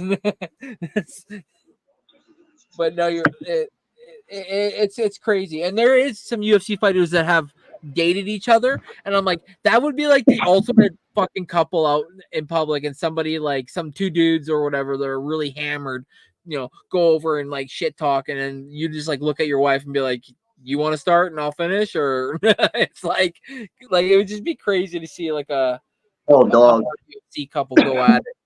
I would have fun with that shit so much. I'd be like, listen, hold up, you want to fight? You grab you and your friend, whoever you think's the best fighter out of you and your friend. Bring him. You both take on my wife. I'm gonna put $500 down. If you want to put my wife will kick both their asses. I'll let her do it for me. Fuck that. I'd have fun with that shit, bro. I'm like, $500. My wife kicks your ass. He big. Next thing you know, she just kicks me square in the fucking face. 25 seconds walk over. That was the easiest 500 I've ever made. So, you want to double or nothing? Exactly, dude. No, I'd have so much fun with that. There are benefits to having a wife that could kick a guy's ass. That's for sure. Facts. It's like how they say, like when you're walking in public, the man's always got to be on the inside. It's like in a power couple like that, it's like there is no inside. It's like exactly. It's like everybody's in trouble. But this next fight, people, the co-main, I don't see this sucker going very long. Wow, he's a huge dude. Yes, he's. Oh my god. Massive. Bro, he's taller than the ring post. What the fuck? Yes. Yep. Almost damn near 7 feet tall. I would break you. That's who he reminds me of. Literally, bro. Holy shit. Like Draco. Fucking mammoth. I break you. Like, whoa. Did we test this guy? Like, we're good? Did you see a guy taller than the ring, bro? That's. If he dies, he dies. He does. Oh, shit. I'm not sure if he's fighting anymore in the UFC, but they call him the skyscraper, and it's Stefan Struve. I think he's 7'1" or something like that, or 6'11" or something. He's massive. And I don't know, bro. I'm sorry, but we need more vertically challenged UFC fighters. Listen, I've seen some little people fucking UFC fights, bro. Shit's awesome. Awesome. We need some more. Like, little. I'm talking like 3 feet people. Little. Damn. Yeah. Hold on a second.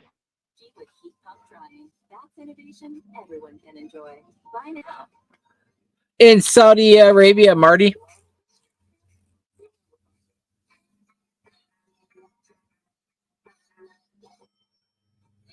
Saudi Arabia. So everybody, if you haven't already, head on over to the Hardcore Sports Network. Hit the like and subscribe if you haven't already.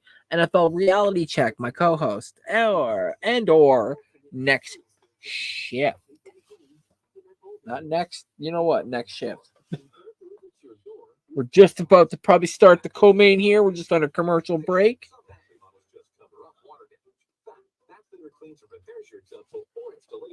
Hopefully it starts here soon. Pavlovich versus Volkov. And then Whittaker versus Aliskerov.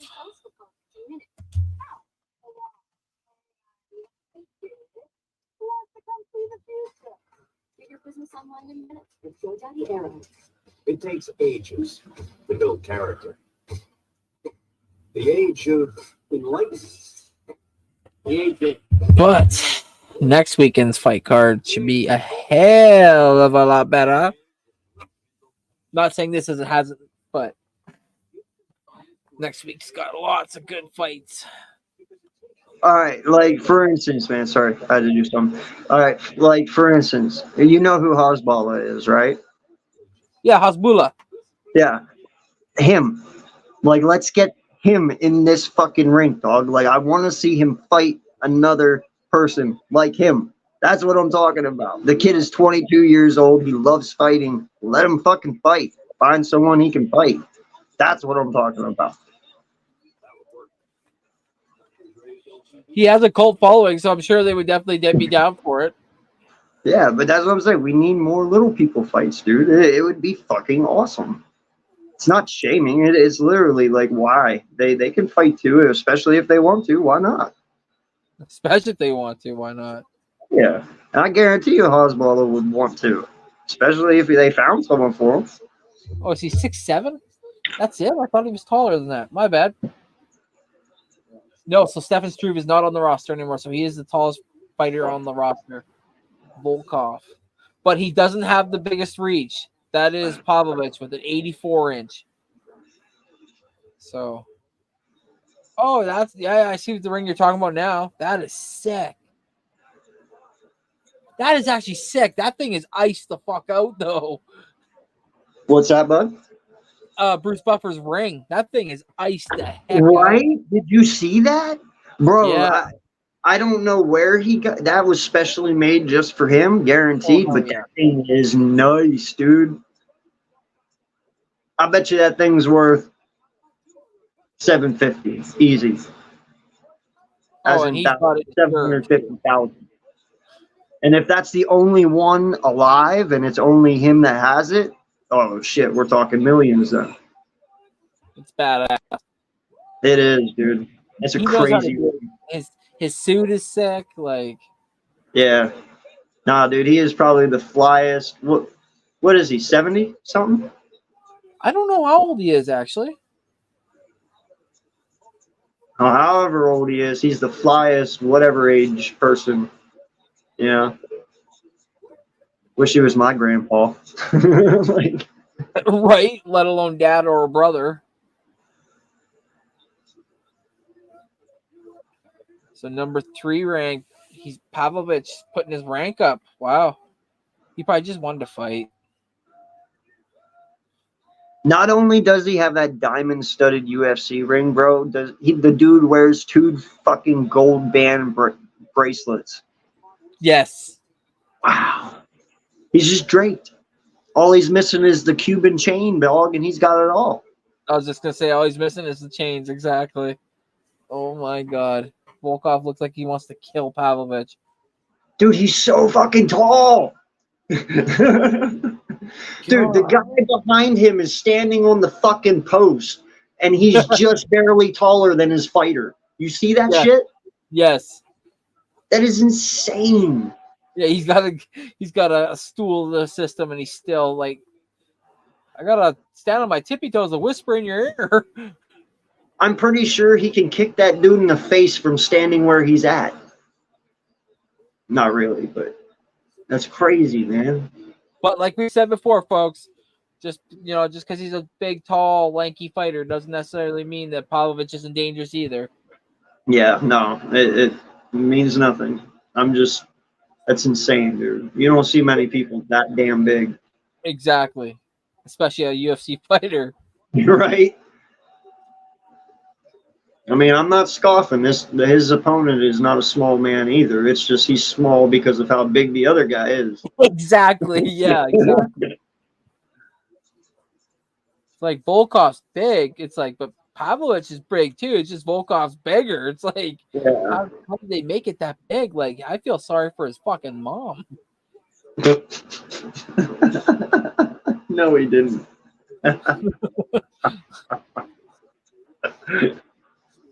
Or maybe I'm not. Maybe she's whatever, you know. But, oh, maybe she's bigger than he is. I have no idea. Yeah, exactly. Yeah. But it really makes you wonder, though. It's like where he comes from it's special because, like you said, there's not a lot many people who walk this earth that big. We don't have trees that grow these people. It just doesn't work that way. It doesn't work that way. It's right. Yeah, So his far, backpack too is sick as shit though, man. yes. Is that Optimus Prime? No, it's a samurai. Oh, okay, okay. Yeah, he never had it when he first started in UFC. I think he got he had like a bit of a fight win streak, and he got some good paydays, some knockout bonuses. And I think he used that money towards it because then all of a sudden he was starting to rep this piece that every fight we seen him come into, the piece had more work done to it. Yeah, that's nasty. Yeah. Fucking Optimus Prime. I was so far off. That would be sick though if it was. It would. Ooh. And folks, they're definitely throwing it. They're just they're being methodical and precise about it. Unlike our last two fighters, these two gentlemen know they got one punch knockout power, so they can't just go in flailing and wailing like Gaslam and Rodriguez did. But they're connected. They're heavyweights, bro. Listen, heavyweight fights. I hate to say, there's a lot of power and kicking behind, but that's it. Like they're kind of boring, but when they finally do connect, it's nice. It's It's nice because the power is insane. insane. But the fight style of heavyweights, though, they're just, let's just stand here and swing. Basically, yeah. There is the odd heavyweight that like Curtis Blades and stuff that's a UFC like ground fighter and good at submissions, but it's far few in between. Well, dude, these two are way too big to be ground people, especially Volkov. Holy crap! Fuck, bro. If he actually had a ground game, though, do you know how deadly he would be? At 6'7". That would be phenomenal. it'd be scary. It would honestly be scary. His limbs, like you couldn't stop those legs. Like, right? How are you getting out of a scissor hold when that shit? Like his legs are as tall as this guy. He goes body lock, you might as well tap because it's like at that point, you're not getting out. I hope he watches this someday and is like, holy shit, he's right. I'm gonna start my ground game. He's already split the bridge of Pavlovich's nose. Yes, he did. But don't think for a second that's not stopping Pavlovich. He's trying to get right down the middle as well. Bro, listen. Pavlovich is Russian. They're built different. I never question them. You know what I mean?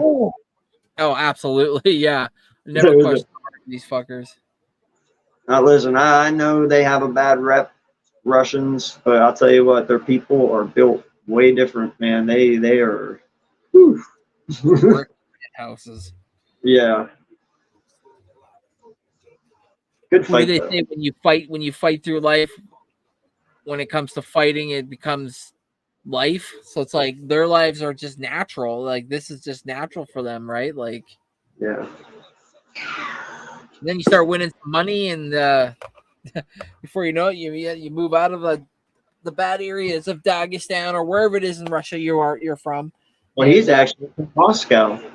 So there you go. There, Moscow, yeah. So he's the good part. At least I think.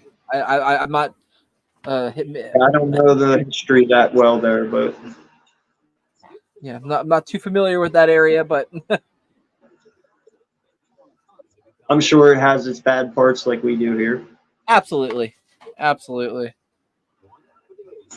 We all can't be.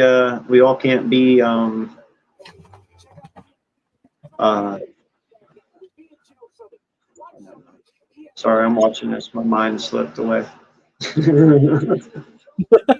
Oh, Jesus. Right? Yeah, I know.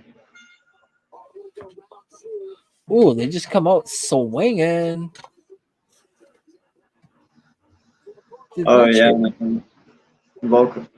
What's his name? His bridge is pretty bad, yeah. Yeah.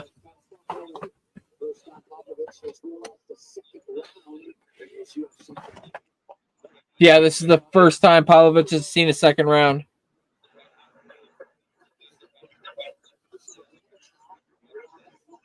He's taking a lot of kicks too. Volkov's gangster, dog. Motherfucker has a guy combing his hair during the break. Like, dude, you are that fucking gangster that you comb your hair during a fight? Bro, come on. That's amazing. It's like, hey, you want job? Yeah, sure. Yeah. You comb hair in between rounds. If I make 3 rounds, you comb hair 3 times. Oh, okay. Yeah, that you want to look stylish while you kick someone's ass? I dig it. I dig it. You're like in the between rounds, obviously, because like you only get the 30 seconds on the stool. It's like you're talking to your trainers are trying to talk to you and like tell this and like you like I need 5 seconds. Hey, do you want some gel or do you no just comb? Okay. Every round, new hairstyle. Please, no product. Okay, I like the way my hair flows. I just need straight hair. That's awesome. I've never seen someone get their hair combed in the middle of a round before, dude. That is awesome. That is hilarious. I missed that. I Oh, wait, he might do it in round 3. I assume if they did it round 2, they'll do it round 3. So wait, you'll have to see. It's pretty sweet. Pavlovich trying to get some kind of offense over here, but for the most part, Volkov is keeping him at bay with the leg kicks and that straight down the middle. That nose is definitely broken. Oh yeah, dude. I definitely would not want to be punched in my nose right now, so he should be protected. Right? What, Connor? What?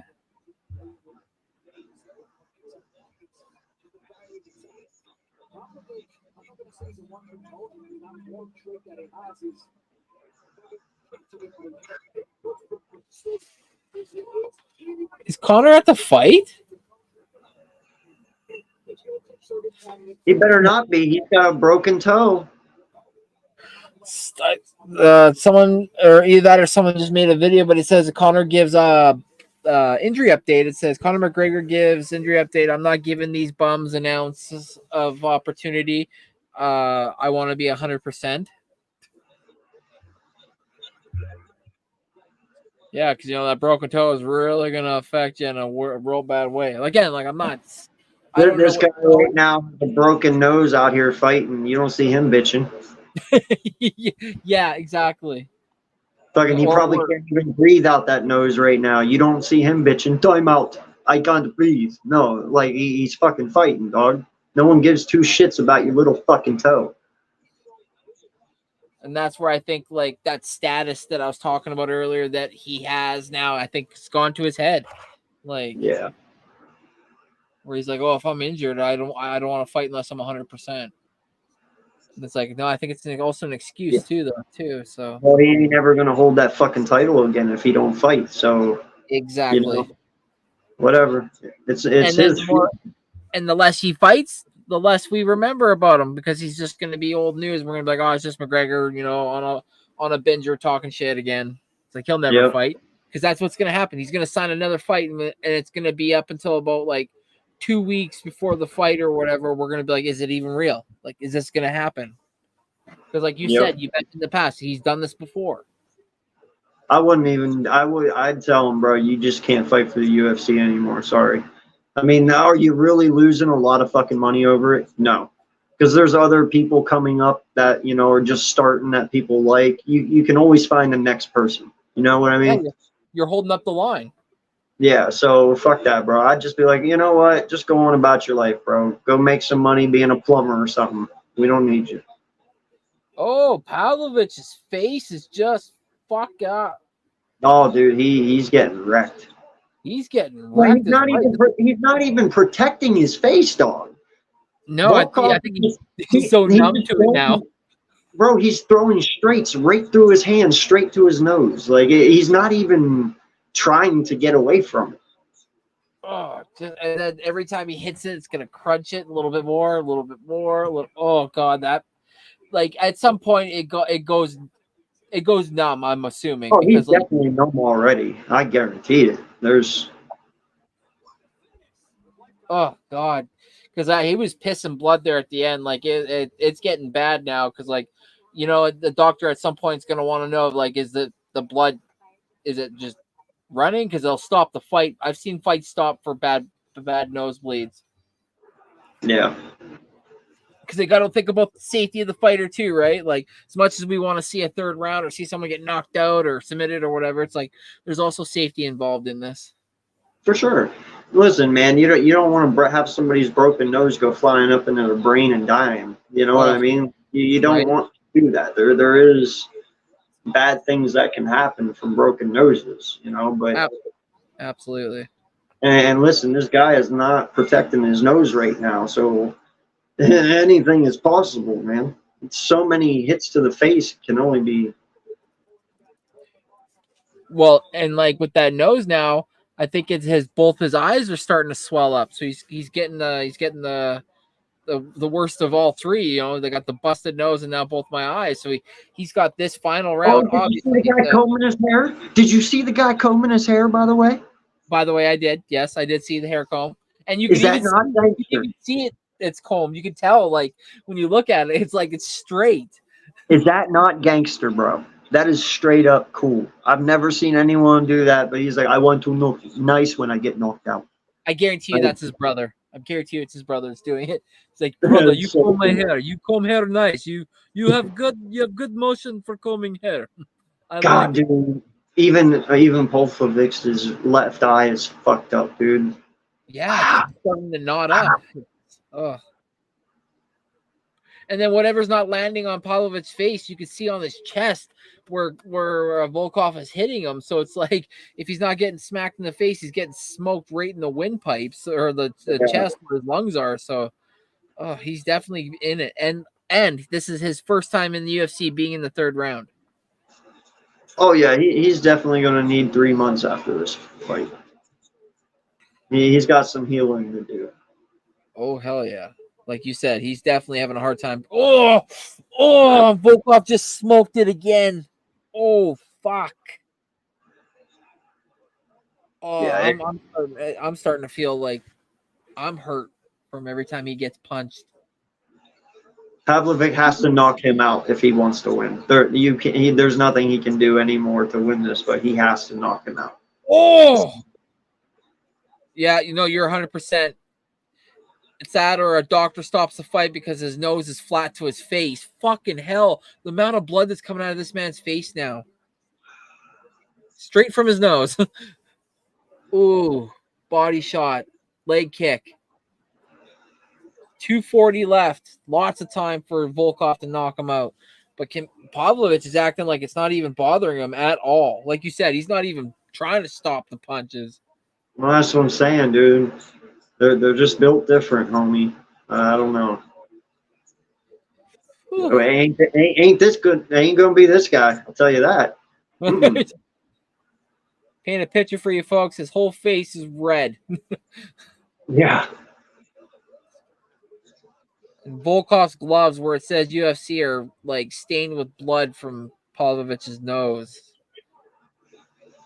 Fuck, man.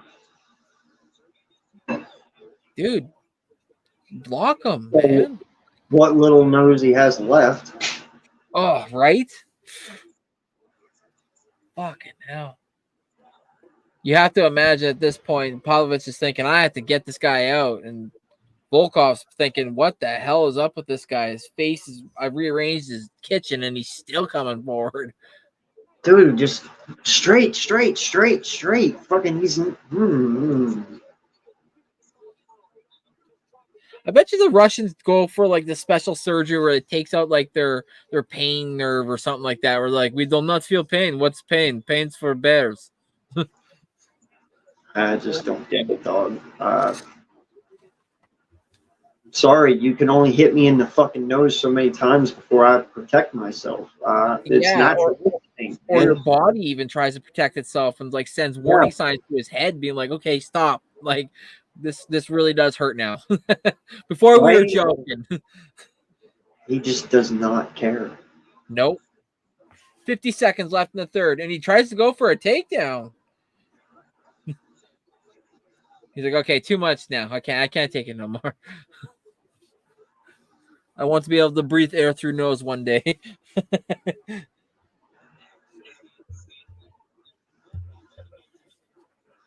Ooh, and Volkov tries to throw a knee. 30 seconds left in the third. Ooh, big hand from Pavlovich, but Volkov runs away. 20 seconds. Pavlovich still trying to take him out. Empty the gas tank right here, right now. 10 seconds.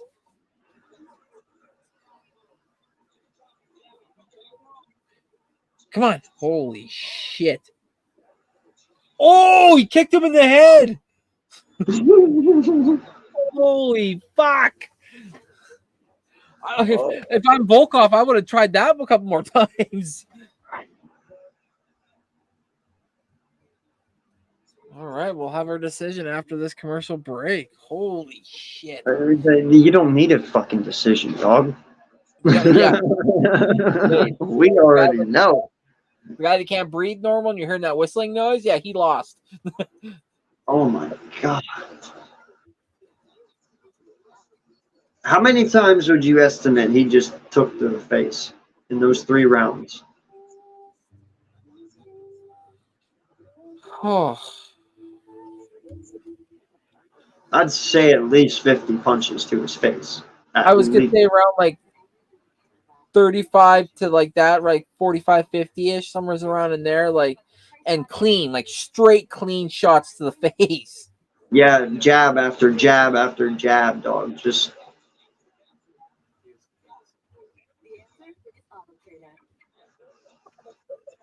oh my God, 73 significant strikes to Pavlovich's 41. oh, so we were way off. Whew. Oh man, that owie. No wonder. And they are heavy, I understand. So they're one or two shots are big, but still, that just tells you the fucking chin that Pavlovich has too. Like, Marty, appreciate you, sir. Thank you so much. The fights are in Saudi Arabia, my friend. Pavlovich not too happy after the fight there. He shoves Volkov as Volkov came to embrace him after the fight. When we went to commercial, we missed it. He pushed him and said, "Get the fuck away from me." But like, look at his body. It's all like bruised up and shit.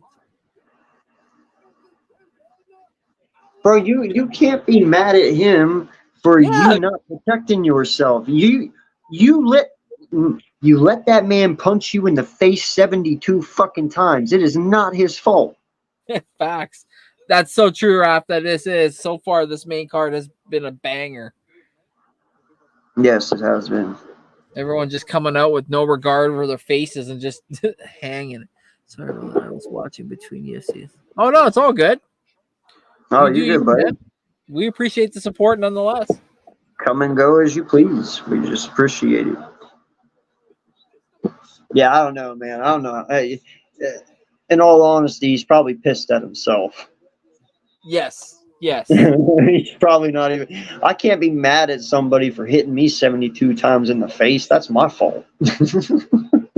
Yeah, he's probably, like you said, he's probably more butthurt in the moment about himself, being like, how can I sit there and let someone basically flatten my nose? Now I'm going to need surgery, and I'm going to be out a little bit. Face is just mangled, dog. Yes. His whole eye sockets, his nose, his lips, dude. Like, I hope he takes a picture and puts it on social media tomorrow, because I bet you he probably won't see out of both eyes. They'll be so swollen shut. it just looks like he took 100 bee stings to the face. yeah. And while that, he fell down a hill and hit his face on the ground. Jesus. And this guy over here in the process is fucking getting his hair combed. You know, not a bruise on his body. Not a bruise on his face. Look, dude, he looks like he could go throw a fucking suit on and go to work right now. Like, it looks like, to be honest, if like somebody pulls out of the fight for next weekend, he could come in and save the fight. Is what it looks like. Oh my God. Like the only blood he has on him is from Pavlovich. Like, Yeah, he had no marks. wow. Based on its trajectory, O'Neal Cruz home run landed in the Allegheny River on the fly, assuming it did. It would be the 6th home run in PNC Park history to land. Damn. So he cranked the ball out. He's going to be tested. Watch. Like, oh, yeah, this guy's on juice. We got to make sure he's not on juice. Oh, this guy? No, dude, he's a fucking giant. 445 feet. Holy Oh. shit. A moonshot. Speaking of moonshots, the final fight of the night. The Whittaker, Aliskerov next. I'm a huge Whittaker fan.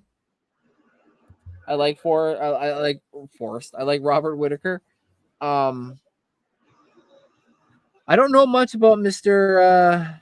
Aliskerov, but I know he's definitely a monster right now. Folks, we're going to take a little commercial break. For this main card fight. Exactly. We'll be right back after these commercial messages.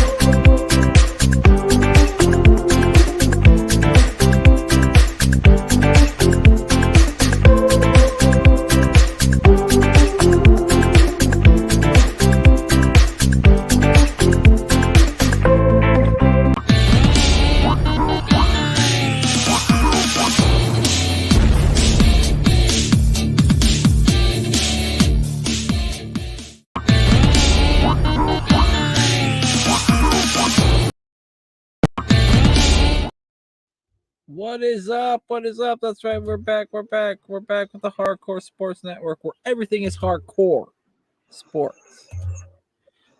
What's going on? What's going on? Appreciate the 30 of you guys in here. Shout out to each and every one of you for hanging in with us this entire evening. Hope everyone is enjoying themselves. Hope everyone is staying hydrated. It's very hot out today. So, yeah, just coming up on the main fight here of the night. And I'm going to turn it over to my boy NextShift. Yeah, absolutely. My man Vic popped in, said, "How you guys been? How you guys have the fights been?" Fights have been good. Fights have been good. And to my guy, man, we cannot show the video, bud, for copyright purposes. We're sorry. You kind of got to just live the fight through us. My apologies, but if you could just hit the like button, that'd be great.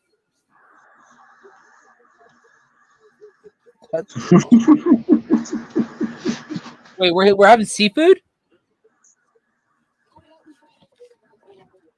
Is that a SpongeBob reference of some sort? No. No, he meant to say crap. Yeah, I know. But hey, cutting crab, and it sounds pretty damn good right now too. Yeah. Kind of hungry. Yum yum. So who you got this one, big dog? Vic talking about it being too hot here. See, everyone talking about how hot it is. Yeah, that sucks, man. Yeah, I don't know. Like I said, dude, in Pennsylvania today, it got to be 100. So not my cup of tea, man. Yeah, I don't know how you guys deal with it, because it seems like it can be quite hot there quite often. It gets unbearable sometimes, but 100-degree weather, we don't get that often. You know, It gets to be like 92, 93, and with humidity sometimes like 95, but 100s don't come that often. Gotcha. Okay. So Ansar says Robert's going to lose. Oh, okay. Yeah, Urkam is on a 7-fight win streak. He's the combat sambo world champion. He was the winner. He was awarded the UFC contract on Dana White's Contender Series on season 6 of week 8. But yeah, this guy's coming in hotter than freaking lava right now. Obviously, they wanted to see what he could do against a very seasoned, very good fighter in Robert Whittaker, former champ. Obviously, he lost it to Israel Adesanya, but he's been a constant in his whole entire fight career. Robert, that in the top 3 to 5 range, like 1, 2, 3, 4, 5 range, so.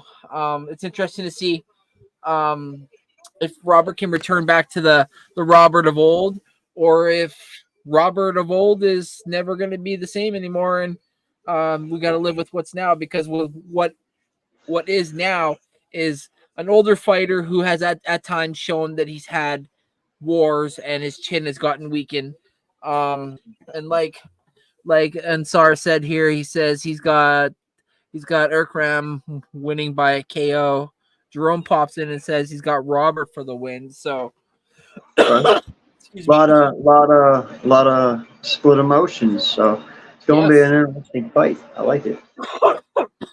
I stated before, I like. Excuse me. I like Robert. I'm a big fan. But fandom aside, I don't know much about. About Urkram to give you an honest opinion. So I'm gonna ride with my boy. I'm gonna ride with Robert. The Aussie. Oi, oi, oi. Man, he looks serious. Holy shit.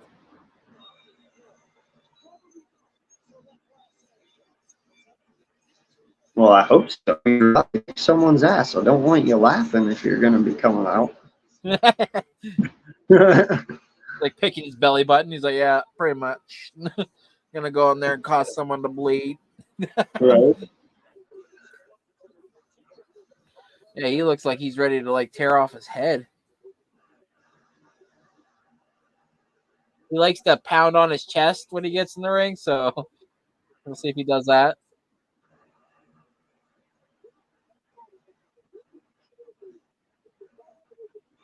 He's like the most dangerous guy walking to the arena, yet they got like 8 guys surrounding him. It's like, no, dude, I think he has it if someone thinks they can fuck around. The Ansar says fighters from Dagestan are elite. Okay.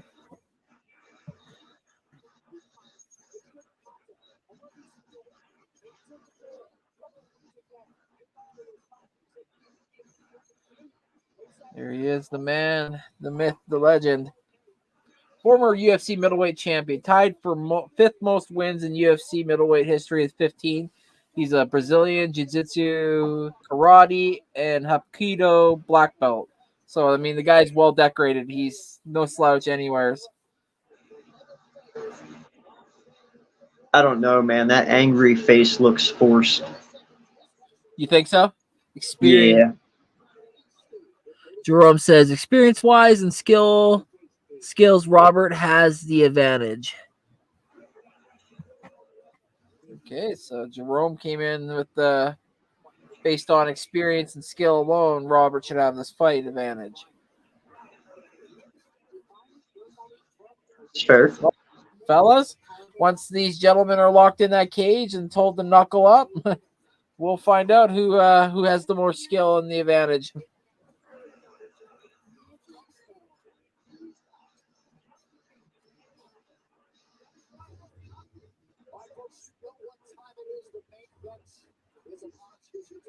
Yo, shout out to the Facebook people, by the way, chiming in. Appreciate you guys.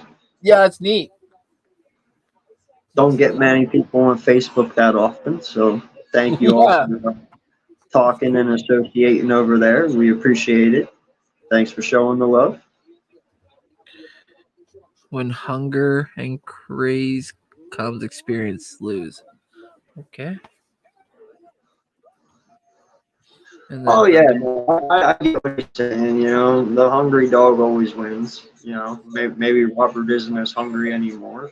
You know, I do not know, but we're going to find out.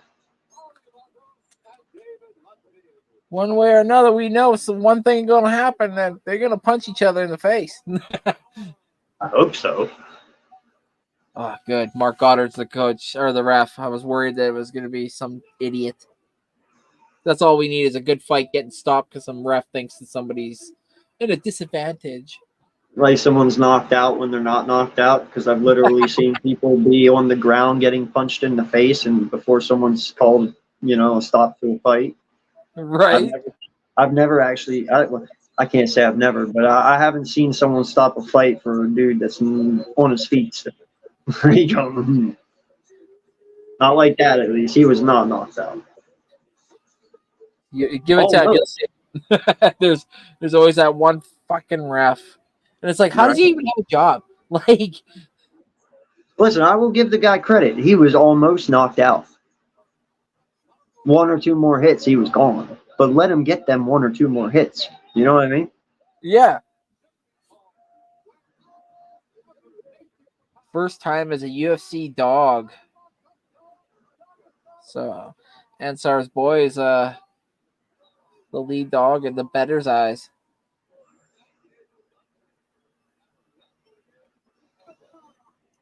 Bro, that is the coolest fucking suit I've ever seen. It is superb.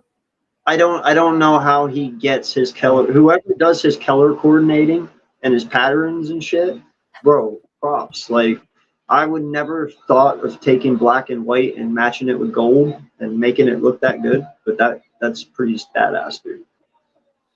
Yeah, it like gives you vibes of like superiority. Oh hell yeah, bro! Dude, that is not a cheap tux. That is not cheap.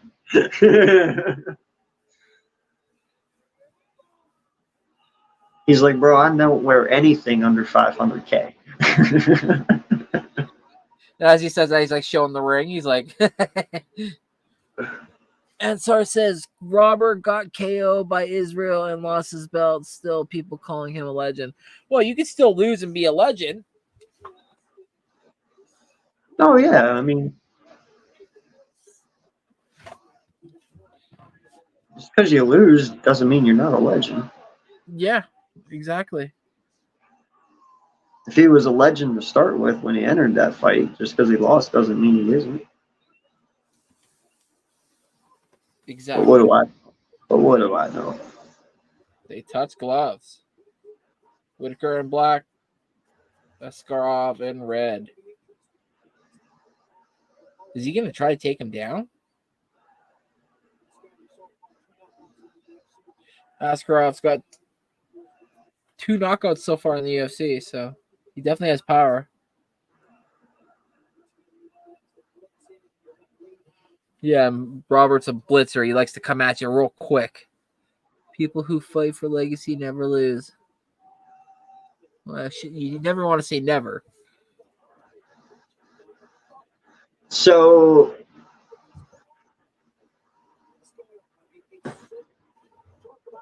is it just me, or does Whittaker give you Jalen Hurts vibes? just a little pissed off, angrier version of him. Just walking around, scowl look on his face. Just a little bit. Why are you here? Well, I'm here to fight you. Yeah, why are you here? No, this is going to be a good fight, man. Let's get it.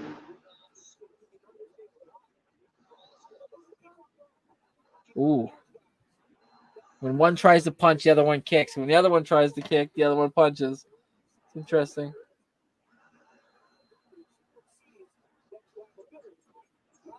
Robert wants to establish that jab so he can get Aliskerov thinking about it, and then he'll come over top. Oh, he rocked him!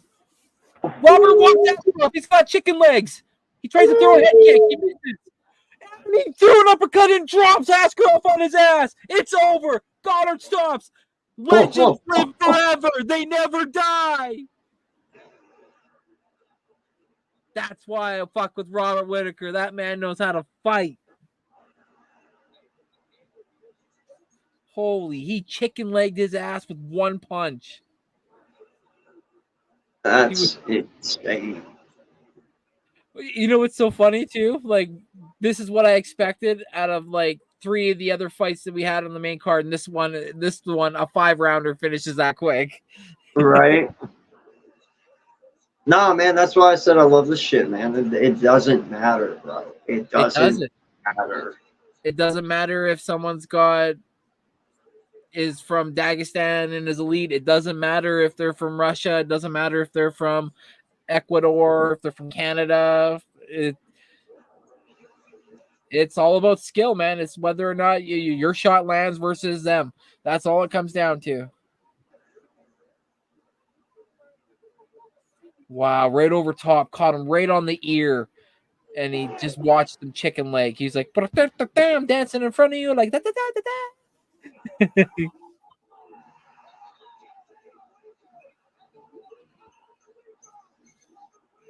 Bro, that was dirty. That was dirty. Oh, that dirty. That uppercut fucking rocked him, dog.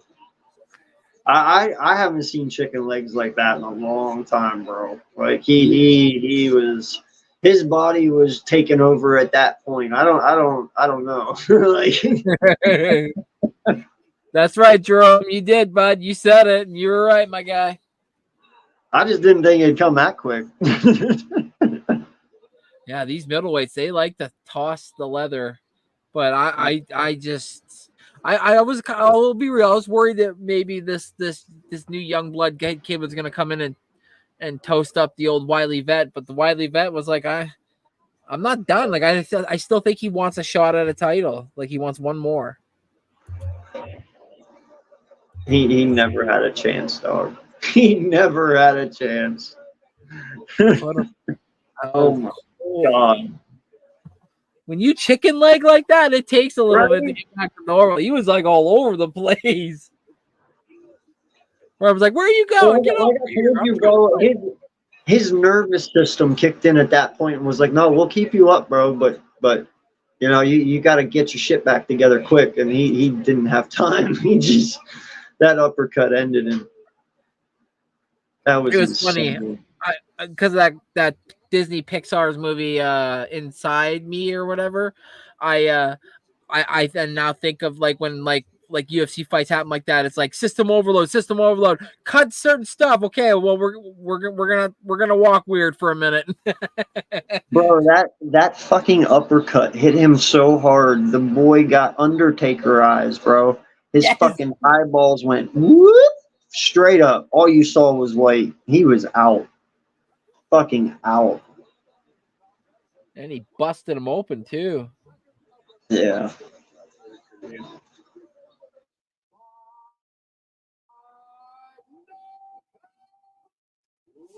Knockout.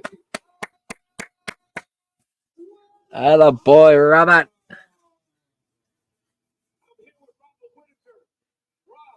I want to know if he calls out Izzy. 1 minute 49 seconds in the first round.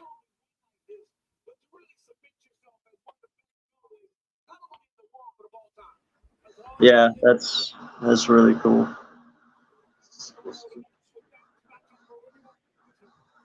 Yeah, it's true. I like how he talks.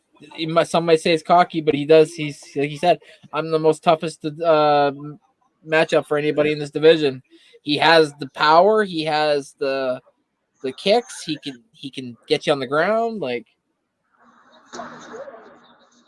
What I like too, bro, is he was very strategic. Like he didn't throw many punches, and the one that he did throw was the one that mattered. You know what I mean? Yes. Like yeah, he wasn't just throwing them to make contact or just to get points. No, it was he threw that one for a reason. You know what I mean? yeah, and like you notice how quick he did it too. Like he wanted to set an example.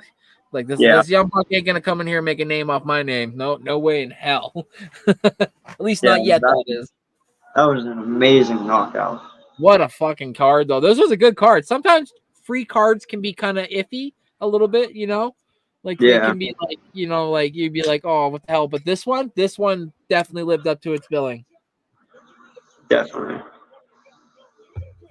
But yeah, folks, there you have it. The UFC Fight Night, Whittaker versus Aliskerov. Aliskerov gets his ass slapped by Mr. Whittaker in the first round at 149. Yeah. Great card all around. What would you say was your most favorite fight of the night?